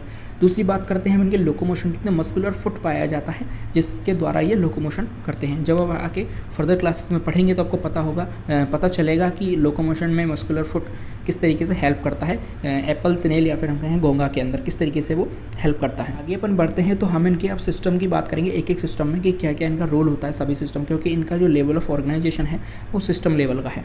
तो सबसे पहले अपन बात करते हैं डाइजेस्टिव सिस्टम की। तो इनके पास वेल डेवलप्ड डाइजेस्टिव सिस्टम है, यानी कि एक काफ़ी हम कहें विकसित प्रकार का इनके पास डाइजेस्टिव सिस्टम है, जिसमें एक ऑर्गन पाया जाता है जिसे कहते हैं रेड्यूला। रेड्यूला क्या करता है, भोजन, एक ऑर्गन है जो कि फीडिंग के काम करता है, ये भोजन को काटने का काम करता है। एक तरीके से आरी जैसी संरचना होती है रेड्यूला, ठीक है, जो कि इनके माउथ में पाई जाती है। इसके अलावा हम बात करेंगे रेस्पिरेटरी सिस्टम की। तो जनरल बॉडी सरफेस से भी ये रेस्पिरेशन कर सकते हैं। इसके अलावा गिल्स इनके पास पाए जाते हैं या फिर जिसे अपन पल्मोनरी शैक भी कहते हैं। तो ये रेस्पिरेशन भी काफ़ी अच्छी तरीके से कर पा रहे हैं, यानी काफ़ी वेल डेवलप्ड प्रकार का इनका रेस्पिरेशन सिस्टम है। जैसे जनरल बॉडी सरफेस से तो हर कोई कर लेता है, लेकिन गिल्स जो हैं वो काफ़ी डेवलप प्रकार के ऑर्गन्स हो जाते हैं रेस्पिरेशन में। हम इनके सर्कुलेटरी सिस्टम की बात करें तो ब्लड ओपन सर्कुलेटरी सिस्टम के थ्रू इनकी बॉडी में सर्कुलेट होता रहता है, यानी कि किसी भी प्रकार की ब्लड वेसल्स इनकी बॉडी में नहीं पाई जाती, वेन्स आर्टरीज नहीं पाई जाती, और इनका ब्लड डायरेक्ट इनकी बॉडी में घूमता हुआ रहता है, जिससे अपन ओपन सर्कुलेटरी सिस्टम कहते हैं। दूसरी अपन बात करें एक्सक्रीशन की, तो एक्सक्रीशन के लिए इनके पास एक जोड़ी क्या पाई जाती है, मेटानेफ्रिडिया पाई जाती हैं, जो कि उत्सर्जन में इनकी सहायता करती हैं। ठीक है, आगे अपन बढ़ते हैं इनके नर्वस सिस्टम की तरफ। तो consist of number of paired ganglia and nerves, यानी इनके पास पेयर्ड गैंग्लिया पाए जाते हैं, ठीक है, और नर्व्स पाई जाती हैं, यानी तंत्रिकाएं पाई जाती हैं। तो नर्वस सिस्टम भी काफ़ी डेवलप हो जाता है इनका पेयर्ड गैंग्लिया और नर्व्स के थ्रू, ठीक है। तो काफ़ी आसानी से ये मतलब आसपास की जितनी भी चीज़ें उनको पहचान कर सकते हैं। दूसरे हम इनके सेंसरी ऑर्गन्स की बात करते हैं, तो देखिए टेंटिकल्स जिन्हें स्पर्शक कहा जाता है, आइज़, आँख, ऑस्प्रिडियम और स्टेटोसिस्ट, ठीक है। सेंसरी ऑर्गन्स में इनके पास 4 सेंसरी ऑर्गन्स हैं, जैसे टेंटिकल्स जिन्हें स्पर्शक कहते हैं, यानी कि ये किसी को टच करके पता लगा सकते हैं कि ये कौन है, या फिर इनसे ये पता लगा सकते हैं कि कोई चीज़ है जो यहाँ पे हलचल कर रही है, वो टेंटिकल्स इनका काम करते हैं, जिन्हें स्पर्शक कहते हैं। दूसरी आइज़, यानी कि ये देख के बता सकते हैं, लेकिन इनकी आइज़ इतनी डेवलप नहीं होती है, कंपाउंड आइज़ इनकी होती है। दूसरी चीज़ है एक आपकी ऑस्फ्रेडियम, जिसे इंग्लिश में हिंदी में कुछ इसका काफ़ी टिपिकल नाम है, मुझे याद नहीं आ रहा फिलहाल, लेकिन ऑस्फ्रेडियम क्या करता है कि पानी की केमिकल टेस्ट करता है, केमिकल टेस्टिंग करता है, क्योंकि ये पानी में रहते हैं ज़्यादातर ये एनिमल्स हैं। तो ऑस्फ्रेडियम क्या करता है, पानी की केमिकल टेस्टिंग करता है, और ये उसी पानी को अंदर लेते हैं जिस पानी को ऑस्फ्रेडियम अंदर आने की अनुमति देता है, ठीक है। यदि ऑस्ट्रेलियम उस पानी को कैंसिल आउट कर देगा बाहर से, तो उस पानी को ये अंदर नहीं आने देगा। कोई मान के चलिए पानी में कोई ऐसी चीज़ मिली हुई है जिसको ऑस्ट्रेलियम हम कहें अलाउ नहीं कर रहा है अंदर, तो वो पानी अंदर नहीं जाएगा, उसको बाहर ही छोड़ दिया जाएगा। दूसरी बात करें अपन स्टेटोसिस्ट की, तो स्टेटोसिस्ट क्या करता है, इनका बैलेंस बनाने का काम करता है। इसकी तुलना हम अपने आप से कर सकते हैं। जैसे हमारे बॉडी के ईयर्स में हम बात करें तो एक केमिकल पाया जाता है, एक फ्लूइड पाया जाता है जो कि हमारा बैलेंस बनाने का काम करता है, ठीक है। हमें ये पता लगता है कि अभी हम सीधे हैं, अभी हम उल्टे हैं। यदि हमें उल्टे लटका दें तो हम पता लगा सकते हैं कि अब हम उल्टे लटके हुए हैं, ठीक है। हम जिधर करवट लेके रहते हैं उधर हमें पता लग जाता है कि अब हमने इधर करवट ले रखी है। इसी तरीके से इनमें स्ट्रेटोसिस्ट पाया जाता है, एक छोटी सी गोली जैसी संरचना पाई जाती है जो कि हिलती रहती है, ठीक है। उसकी एक कैविटी है जिसमें वो हिलती रहती है और ये बताती है कि अब आपकी बॉडी सीधी है, अब आपकी बॉडी उल्टी है। तो एक तरीके से इनकी बॉडी का बैलेंस बनाने का काम करता है क्या, स्ट्रेटोसिस्ट, ठीक है। आगे आप आगे क्लासेस में आप पढ़ेंगे स्ट्रेटोसिस्ट क्या होता है, ठीक है। अगर आपको अभी जानना है तो आप मुझे नीचे कमेंट में बता सकते हैं। मैं आपको ऑस्ट्रेडियम और स्ट्रेटोसिस्ट दोनों पे वीडियोस बना दूंगा। ये बीएससी के अंदर ये टॉपिक आपके आते हैं। तो ये सेंसरी ऑर्गन्स हो जाते हैं इनके। आगे अपन इनके रिप्रोडक्शन की तरफ बढ़ते हैं तो देखिए सेक्सेज आर सेपरेट, ठीक है। Most of the mollusc but some species are hermaphrodite, यानी कि इनके जितने भी ज़्यादातर एनिमल्स हैं मोलस्क के अंदर वो आपके या तो होंगे मेल्स या होंगे फीमेल्स, ठीक है। दोनों अलग अलग होते हैं, यानी मेल अलग होता है, फीमेल अलग होता है।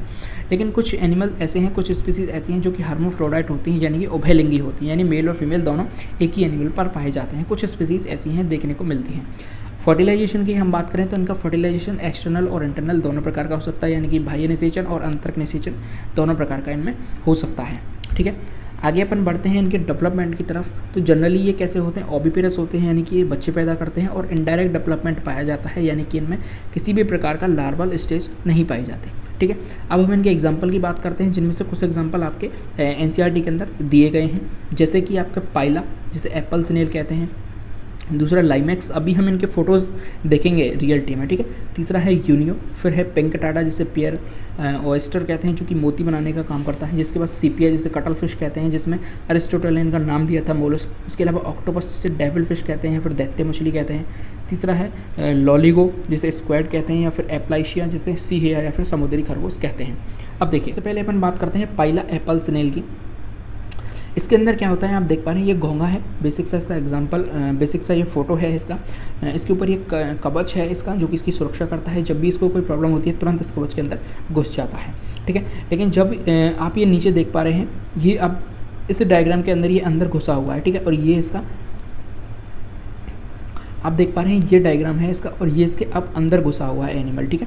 और ये इसका क्या है, मस्कुलर फुट है, जिसे अपन क्या कहते हैं, पेशीय पाथ कहते हैं। और इसी पाथ के थ्रू ये गति करता है। जब ये एनिमल से यहाँ निकल जाता है या इसकी लाइफ पूरी हो जाती है तो ये इसका जो कैल्शियम वाला कवच है इसे ये बाहर छोड़ देता है। आपने देखा होगा नॉर्मल आपके घर में कभी काम चला हो तो बजरी वगैरह आती है तो उसमें शंख जैसी छोटी छोटी संरचना आपको देखने को मिलती है। वो शंख होते हैं, वो यही होते हैं, ठीक है। क्योंकि बजरी कहाँ से निकलती है, नदी वगैरह के नीचे से बजरी को निकाला जाता है, ठीक है। तो वहाँ पर ये एनिमल्स रहते हैं, और रहते हैं जब इनकी लाइफ साइकिल पूरी हो जाती है तो इस खोल को अपने जो इनके कवच है उसको छोड़ के चले जाते हैं। तो ये शंख छोटे छोटे हमें सफ़ेद कलर के देखने को मिलते हैं। हम तो काफ़ी बचपन में छोटे थे जब काफ़ी खेलते थे इन चीज़ों से, आपका पता नहीं खेलते हो नहीं खेलते हो, ठीक है। एक एनिमल है दूसरा लाइमैक्स जिसे स्लग कहते हैं। ये देखने में आपको जोंक जैसा लग रहा होगा, लेकिन ये जोंक नहीं है, क्योंकि जोंक है वो एनिलिडा के अंदर आता है, हिरुडिनेरिया। लेकिन लाइमैक्स जिसे स्लग कहते हैं ये किसके अंदर आता है, ये आपका मोलस्का के अंदर आता है, ठीक है। एनिमल्स आपको दिखाई दे रहा होगा। ये जो लंबी लंबी आपको संरचना दिखाई दे रही है तीखी तीली जैसी, इन्हें ही इनकी क्या कहते हैं, स्पर्शक कहते हैं या फिर टेंटिकल्स कहते हैं। इसी तरीके से यहाँ पर आपको ये जो लंबी कांटे जैसी संरचना दिखाई दे रही है इसे ही टेंटिकल्स कहते हैं या फिर स्पर्शक कहते हैं। इन्हीं से ये पहचान करते हैं कि कौन सी चीज़ इनकी क्या है, ठीक है, सामने क्या चीज़ हमें दिखाई दे रही है। इसी तरीके का ये एग्जांपल दूसरा आपको दिखाई दे रहा है जिसे कहते हैं यूनियो, जो कि फ्रेश वाटर म्यूसल्स है एक तरीके का। इसका यूज़ होता है ज्वेलरी में, ठीक है, ज़्यादातर ज्वेलरी में ये काम आता है।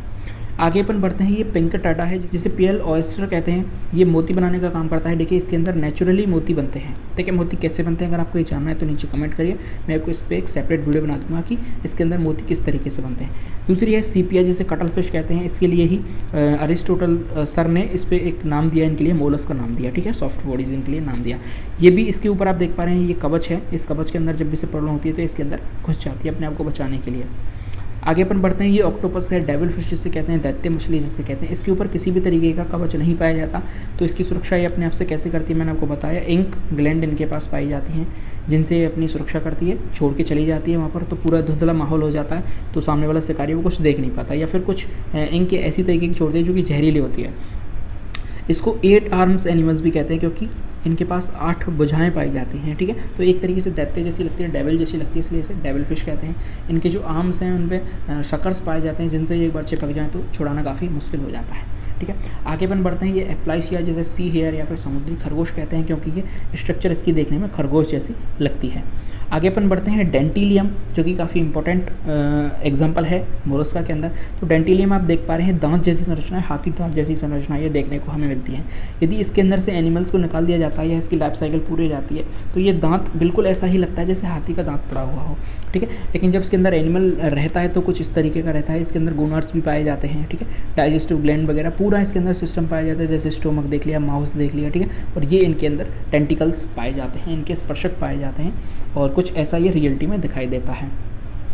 आगे अपन बढ़ते हैं, मैं आपको ट्रिक बताता हूँ एग्जांपल्स याद करने की, जो कि मैं आपको हर वीडियो में बता रहा हूँ, पिछले जितने भी अपन ने फाइलम्स चल रहे हैं। तो देखिए एक ट्रिक है छोटी सी, डेंटिस्ट आप लो पिंक सी पिल, कैसी कलर की पिंक लेनी है, पिंक कलर की पिल लेनी है। तो देखिए डेंटिस्ट से बनेगा क्या, डेंटिलियम, ठीक है, जो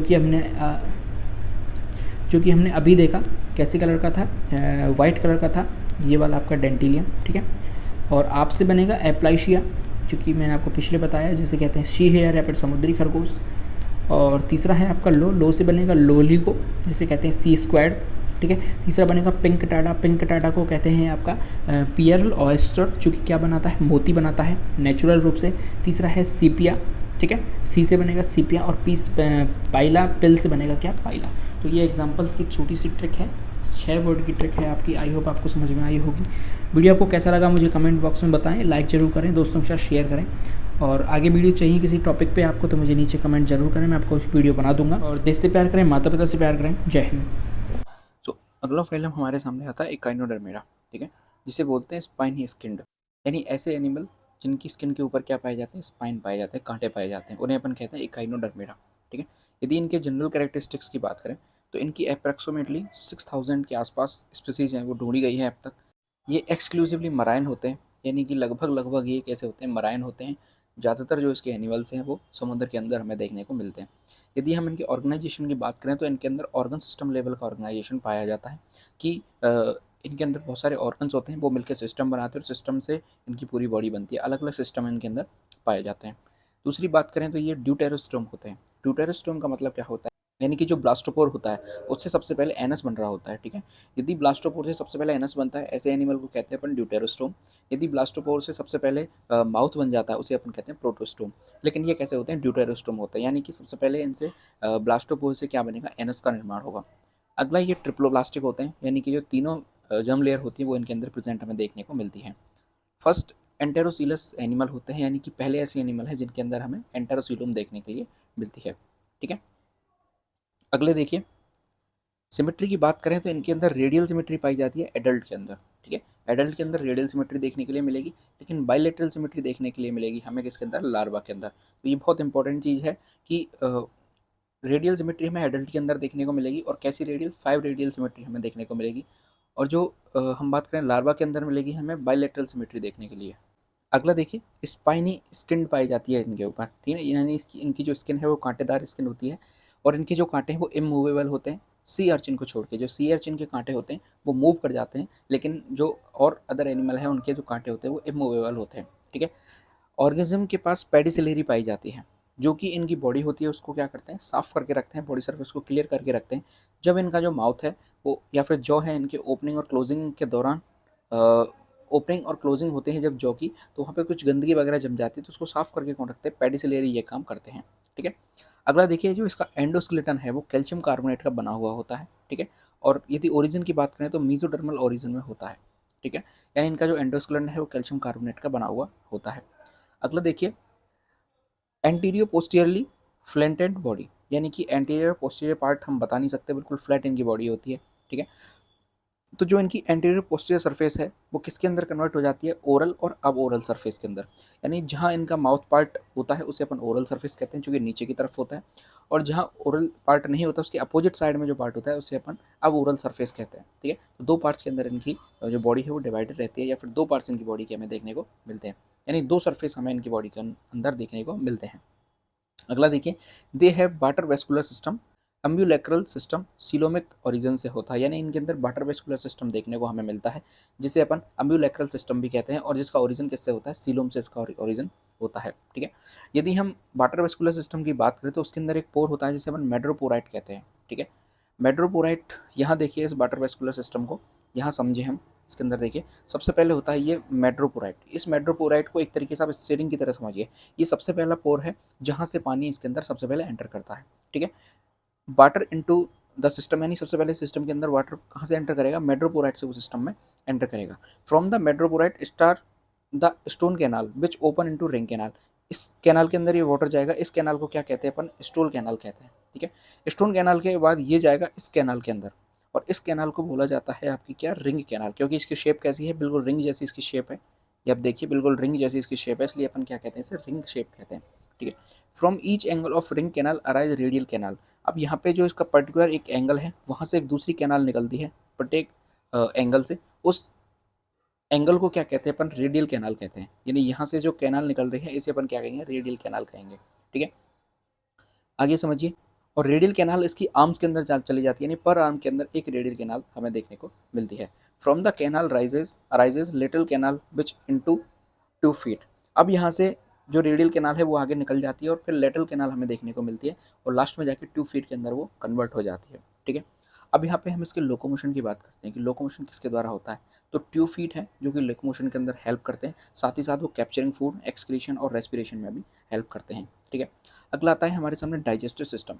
डाइजेस्टिव सिस्टम के हिसाब से देखें तो ये कार्निवोरस होते हैं, यानी कि ये मांसभक्षी जंतु है, ठीक है। They have complete alimentary canal. Complete alimentary canal का मतलब क्या होता है कि इनके अंदर माउथ भी होता है और एनस भी होता है, ठीक है। डाइजेशन इज एक्स्ट्रा सेलुलर, यानी एक्स्ट्रा सेलुलर डाइजेशन हमें देखने को मिलता है, ठीक है। अगला देखिए रेस्पिरेटरी सिस्टम की हम बात करते हैं तो 2 फीट के द्वारा रेस्पिरेटरी सिस्टम होता है। सबसे पहले जो वाटर कैनाल सिस्टम होता है उसके अंदर पानी चला जाता है, उस पानी से ऑक्सीजन को एब्जॉर्ब कर लिया जाता है, ठीक है। बाद में उसी पानी को उसी वाटर सिस्टम से बाहर निकाल दिया जाता है, ठीक है। इसके अलावा गिल्स से और जेनेटल बर्सी से और क्लोइकल रेस्पिरेटरी ट्री इनके अंदर पाया जाता है, जहाँ से ये क्या करते हैं, रेस्पिरेशन करते रहते हैं। अगला नंबर आता है हमारे सामने सर्कुलेटरी सिस्टम का। सर्कुलेटरी सिस्टम क्या होता है देखिए, instead of blood vasculatory system they have haemal and perihaemal system of coelomic origin. यानी कि ब्लड वेस्कुलर सिस्टम नहीं पाया जाता है इनके अंदर, उसके स्थान पर इनके अंदर हीमल और पेरीहीमल सिस्टम पाया जाता है, जिसका ओरिजिन क्या होता है, सीलोमिक होता है, ठीक है। There is no respiratory pigment and heart is absent. यानी कोई भी प्रकार का रेस्पिरेटरी पिगमेंट इनके अंदर नहीं पाया जाता, जिससे ह्यूमंस के अंदर हीमोग्लोबिन पाया जाता है, ठीक है। ऐसा कोई भी रेस्पिरेटरी पिगमेंट इनके अंदर देखने को नहीं मिलता। साथ ही साथ हार्ट भी इनके अंदर क्या होता है, एबसेंट होता है, ठीक है। एक्सक्रीटरी सिस्टम की हम बात करते हैं तो नाइट्रोजिनस जो वेस्ट बनता है वो डिफ्यूज थ्रू गिल्स और टर्मिनल ब्रैंकिया। यानी कोई भी एक्सक्रीटरी सिस्टम हमें इनके अंदर देखने को नहीं मिलता, ठीक है। तो फिर ये एक्सक्रीटरी प्रोडक्ट को कैसे बाहर निकालते हैं, या तो डायरेक्ट डिफ्यूजन के थ्रू, गिल्स के थ्रू ये बॉडी से बाहर निकाल देते हैं, या फिर टर्मिनल ब्रैंकिया इनके अंदर पाए जाते हैं, जो कि इनकी स्किन में पाए जाते हैं, वहाँ से ही उस वेस्ट प्रोडक्ट को बॉडी से बाहर निकाल देते हैं। यदि हम मेन एक्सक्रीटरी प्रोडक्ट की बात करें तो वो अमोनिया इसके अंदर हमें देखने को मिलती है, क्योंकि ये कैसे पाए जाते हैं, पानी के अंदर पाए जाने वाले एनिमल्स हैं, ठीक है। आगे देखिए नर्वस सिस्टम की हम यहाँ पे बात करते हैं तो नर्वस सिस्टम क्या होता है, सेंट्रल नर्व रिंग पाई जाती है with radial nerve ring in each arm, ठीक है। जैसे मान के चलिए ये स्टार फिश है, ठीक है। तो एक सेंट्रल रिंग होगी, सेंट्रल रिंग से एक पर्टिकुलर आर्म के लिए, पर आर्म के लिए हिसाब से क्या निकलेगी, वहाँ से नर्व रिंग निकलेगी, ठीक है। और जो कि किस में जा रही होगी, प्रत्येक आर्म में वहाँ से जा रही होगी। अब यदि हम इनके सेंस ऑर्गन्स की बात करते हैं तो दे आर पुअरली डेवलप्ड, यानी इनके जो सेंस ऑर्गन है बहुत कम डेवलप्ड होते हैं। दे एक्सिस्ट अ टेक्टाइल ऑर्गन, ठीक है। Chemo receptor, photo receptor, statocyst, terminal tentacles इनके अंदर पाए जाते हैं। टेक्टाइल ऑर्गन इनके अंदर पाए जाते हैं, कीमो रिसेप्टर्स पाए जाते हैं, जिससे अपन क्या कहते हैं, रसायन संवेदी ऑर्गन इनके अंदर पाए जाते हैं। फोटो रिसेप्टर पाए जाते हैं, यानी कि ये एक तरीके से प्रकाश को, संवेदना को ग्रहण कर सकते हैं। स्टेटोसिस्ट पाई जाती है, जिससे कि ये अपनी बॉडी को बैलेंस बना के रखते हैं। और टर्मिनल टेंटिकल्स इनकी बॉडी के अंदर पाए जाते हैं, यानी कि इनकी जो आर्म है उसके कोने पे एक टेंटिकल्स पाया जाएगा, स्पर्शक पाया जाएगा, जिससे ये चीज़ों को सेंस करते हैं कि कोई चीज़ हमारे आसपास है, ठीक है। अब इंपॉर्टेंट चीज़ आती है हमारे सामने रिप्रोडक्शन की। रिप्रोडक्शन किस प्रकार से इनके अंदर देखने को हमें मिलता है। तो सबसे पहले एसेक्सुअल रिप्रोडक्शन की हम बात करें तो very few organism show asexual reproduction by cell division, यानी कि इस फाइलम के अंदर बहुत कम एनिमल या ऑर्गेनिज्म ऐसे हैं जो कि सेल डिवीजन के द्वारा या फिर हम कहें एसेक्सुअल रिप्रोडक्शन को शो करते हैं। लेकिन ज़्यादातर इसके अंदर हमें क्या देखने को मिलता है, सेक्सुअल रिप्रोडक्शन देखने को मिलता है। यदि हम इनकी बात करें तो ये यूनिसेक्सुअल होते हैं, डायोसियस होते हैं। इसका अंदर इसका मतलब मेल और फीमेल जो है वो डिफरेंट एनिमल्स पर पाए जाते हैं। लेकिन हम इनके अंदर नो सेक्सुअल डाइमॉर्फिज्म नहीं होती, यानी हम इन्हें बाहर से देख के नहीं बता सकते कि कौन सा मेल है कौन सा फीमेल है। ठीक है। फर्टिलाइजेशन की बात करते हैं तो फर्टिलाइजेशन इनके अंदर एक्सटर्नल देखने को मिलता है और साथ ही साथ क्रॉस फर्टिलाइजेशन हमें देखने को मिलता है। एग्स आर होमोलेसिथल, एक्स कैसे होते हैं इनके, होमोलेसिथल होते हैं। देयर डेवलपमेंट इज इनडायरेक्ट, यानी कि लार्वा इनके अंदर हमें देखने को मिलता है। Their basic larval form is dipleurula. ठीक है, डाइप्लूरा लार्वा हमें इनके अंदर देखने को मिलता है। Dipleurula is the common ancestral larval form of hemichordate, echinoderms and chordates. यानी जो डाइप्लूरा लार्वा है वो कॉमन लार्वा है किसका, हेमिकॉर्डेट का, इकाइनोडर्म्स का और कॉर्डेट्स का। ठीक है।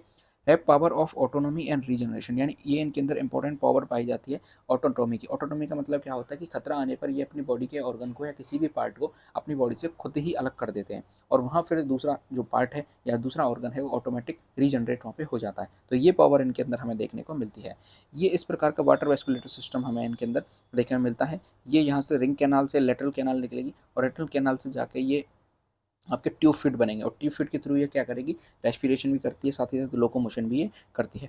अब देखिए रिजेंबल विद कॉर्डेट्स, यानी कि कुछ ऐसे करेक्टर हैं इनके अंदर जो कि कॉर्डेट से मिलते जुलते हैं या फिर कॉर्डेट से इसकी करीबी हमें दिखाते हैं। वो कौन कौन से करेक्टर हैं वो देखिए। The echinoderms resemble chordates in man characters, यानी बहुत सारे कैरेक्टर्स ऐसे हैं जो कि इसे रिजेंबल करते हैं कॉर्डेट्स के साथ। किस तरीके से वो देखिए। सबसे पहला आता है हमारे सामने ड्यूटेरोस्टोम। ड्यूटेरोस्टोम का मतलब क्या होता है कि जो कॉर्डेट्स होते हैं वो ड्यूटेरोस्टोम होते हैं, यानी उनके अंदर सबसे पहले एनएस बनता है ब्लास्टोपोर से। दूसरा आता है हमारे सामने एंटेरोसील, यानी कि जो सीलोम होती है वो एंटेरोसील प्रकार की होती है। ठीक है। अगला है एंडोस्केलेटन ऑफ मेसोडर्मल और ओरिजिन, यानी कि जो एंडोस्केलेटन है वो किसका प्रकार से बनता है, मेसोडर्मल उसका ओरिजिन होता है, यानी मेसोडर्म से उसका ओरिजिन हुआ होता है। अगला देखिए क्लीवेज रेडियल, यानी जब इनके अंदर क्लीवेज हो रहा होता है, जब डेवलपमेंट चल रहा होता है तो वो किस प्रकार से होता है, रेडियल प्रकार का क्लीवेज हमें देखने को मिलता है। यदि गैस्ट्रुलेशन की बात करते हैं तो गैस्ट्रुलेशन इन्वेजिनेशन के द्वारा गैस्ट्रुलेशन होता है, जो कि कॉर्टेट्स मैमल्स का फीचर है यहाँ पे। ठीक है। Creatine phosphate as energy source, यानी कि जिनका जो एनर्जी सोर्स है वो क्या होता है, क्रिएटिन फॉस्फेट होता है, जो कि एक तरीके से कॉर्डेट का एनर्जी सोर्स होता है। तो ये कुछ कैरेक्टर्स हैं जो कि हमें बताते हैं कि ये कॉर्डेट्स के बहुत ज़्यादा करीबी है या फिर कॉर्डेट्स से इसके कैरेक्टर जो हैं वो मिलते रहते हैं। यहाँ से जो क्वेश्चन बनेगा आपका इंपॉर्टेंट क्वेश्चन बनेगा कि इनमें से कौन सा कैरेक्टर है जो कि हमें बताता है कि जो इकाइनोडर्म्स होते हैं वो कॉर्डेट्स के रिजेंबल्स होते हैं। ठीक है, या फिर रिजेंबल करते हैं। तो ये 6 कैरेक्टर्स आपको एक ऑप्शन में कोई ना कोई मिल जाएगा। ठीक है। अब अपन बात करते हैं इसके क्लासिफिकेशन की कि कौन कौन सी क्लासेज हैं जो कि इकाइनोडर्म की हमें देखने को मिलती हैं। तो सबसे पहली होती है एस्टीरोइडिया, फिर होती है इकाइनोइडिया, फिर होती है क्रीनोइडिया, फिर होती है ऑफियोरोइडिया, फिर होती है होलोथुरोइडिया। ठीक है। एस्टीरोइडिया के अंदर स्टार फिश आती है जो कि स्टार फॉर्म में रहते हैं एनिमल, और इकाइनोइडिया के अंदर हेज हॉग फॉर्म होती है, क्रीनोइडिया के अंदर लिली फॉर्म होती है, और ऑफिनोइडिया के अंदर स्नेक टेल फॉर्म होती है, यानी कि जैसे सांप की पूंछ होती है इस तरीके की आर्म्स पाई जाती हैं एनिमल्स के अंदर। और जो होलोथुरिडिया है वो सी कोकुम्बर फॉर्म होती है। इस तरीके से देखिए, सबसे पहले एस्टीरोइडिया की बात करें तो इसके अंदर एग्जांपल आता है एस्टीरियसिस, जिसे अपन स्टार फिश कहते हैं, और it is used as food, यानी कि इसको फूड के रूप में खाया जाता है। अब देखिए इकाइनोइडिया के अंदर क्या होगा, इकाइनस आएगा जिसे अपन सी अर्चन भी कहते हैं। ठीक है, इकाइनोकार्डियम भी इसे कहा जाता है। इसके अलावा इसके अंदर क्लाइपेस्टर एनिमल आता है जिसे केक अर्चन भी कहते हैं। एक आता है आपका एकाइना रिकाइनस, ठीक है, जिसे सैंड डॉलर भी कहते हैं। अगला आता है क्रीनोइडिया, क्रीनोइडिया के अंदर एंटीडोन आता है जिसे फेदर स्टार भी कहते हैं। और सी लिली आता है जिसे लिविंग फॉसिल फॉसिल कहते हैं। हर्ट अर्चिन, ऑफियोरोइडिया की बात करें तो स्नेक टेल होता है जिसके अंदर ऑफियोथ्रिक्स आता है जिसे ब्रिटल स्टार भी कहते हैं। ठीक है।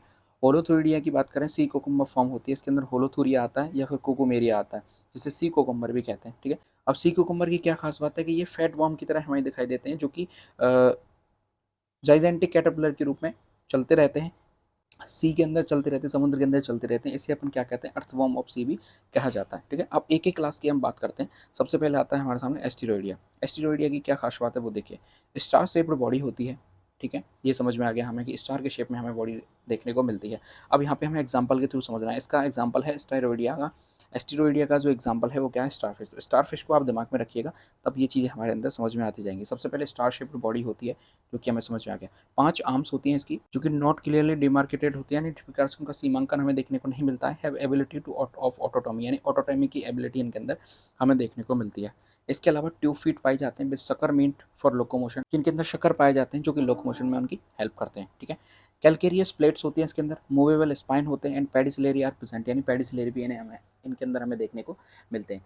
गैसियस एक्सचेंज या फिर हम कहें रेस्पिरेशन हमें डर्मल ब्रोंकाई के द्वारा या फिर हम कहें पेपिली के द्वारा या फिर ट्यूब फीट के द्वारा हमें देखने को मिलता है इसके अंदर। लार्वा की बात करें तो बाइपेनियरा लार्वा, डाइप्लूरुला लार्वा या फिर ब्रैंक्युलेरिया लार्वा हमें इसके अंदर देखने को मिलता है। ठीक है, अब देखिए, अब आता है हमारे सामने इक्विनोइडिया या फिर जैसे अपन कहते हैं एकाइनस या फिर सी अर्चन। ठीक है, इसकी हम बात करें तो ग्लोबुलर बॉडी इसके अंदर हमें देखने को मिलती है, यानी राउंड शेप की बॉडी हमें देखने को मिलती है। आर्म्स इसके अंदर एब्सेंट होती है क्योंकि इसकी बॉडी कैसी होती है, राउंड शेप होती है।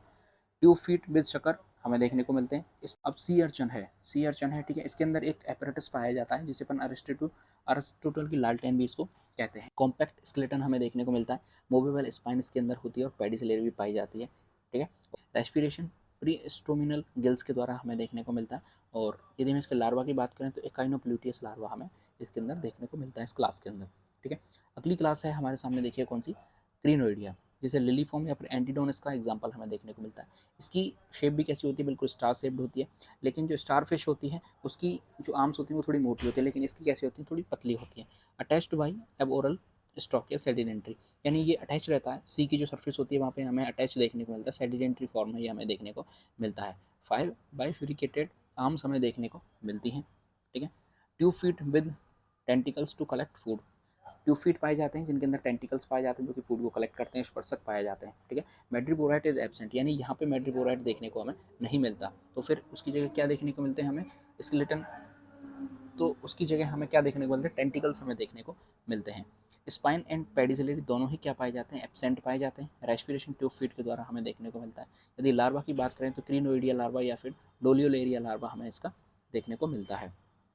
ठीक है, और फिर यूरोइडिया जो कि स्नेक टेल फॉर्म हमें कहते हैं, फिर ब्रिटल स्टार हमें इसका एग्जांपल देखने को मिलता है। इसकी शेप भी कैसी होती है, बिल्कुल स्टार शेप होती है। इसकी जो आर्म होती है थोड़ी लॉन्ग होती है, जैसे आपकी पूंछ होती है, बिल्कुल इस प्रकार की आर्म्स हमें इसकी देखने को मिलती है। क्लियरली डिमार्केटेड हमें देखने को मिलती है, यानी क्लियरली उसका सीमांकन हम लोग कर सकते हैं, अलग अलग हम उनको आर्म्स को बिल्कुल क्लियरली देख सकते हैं।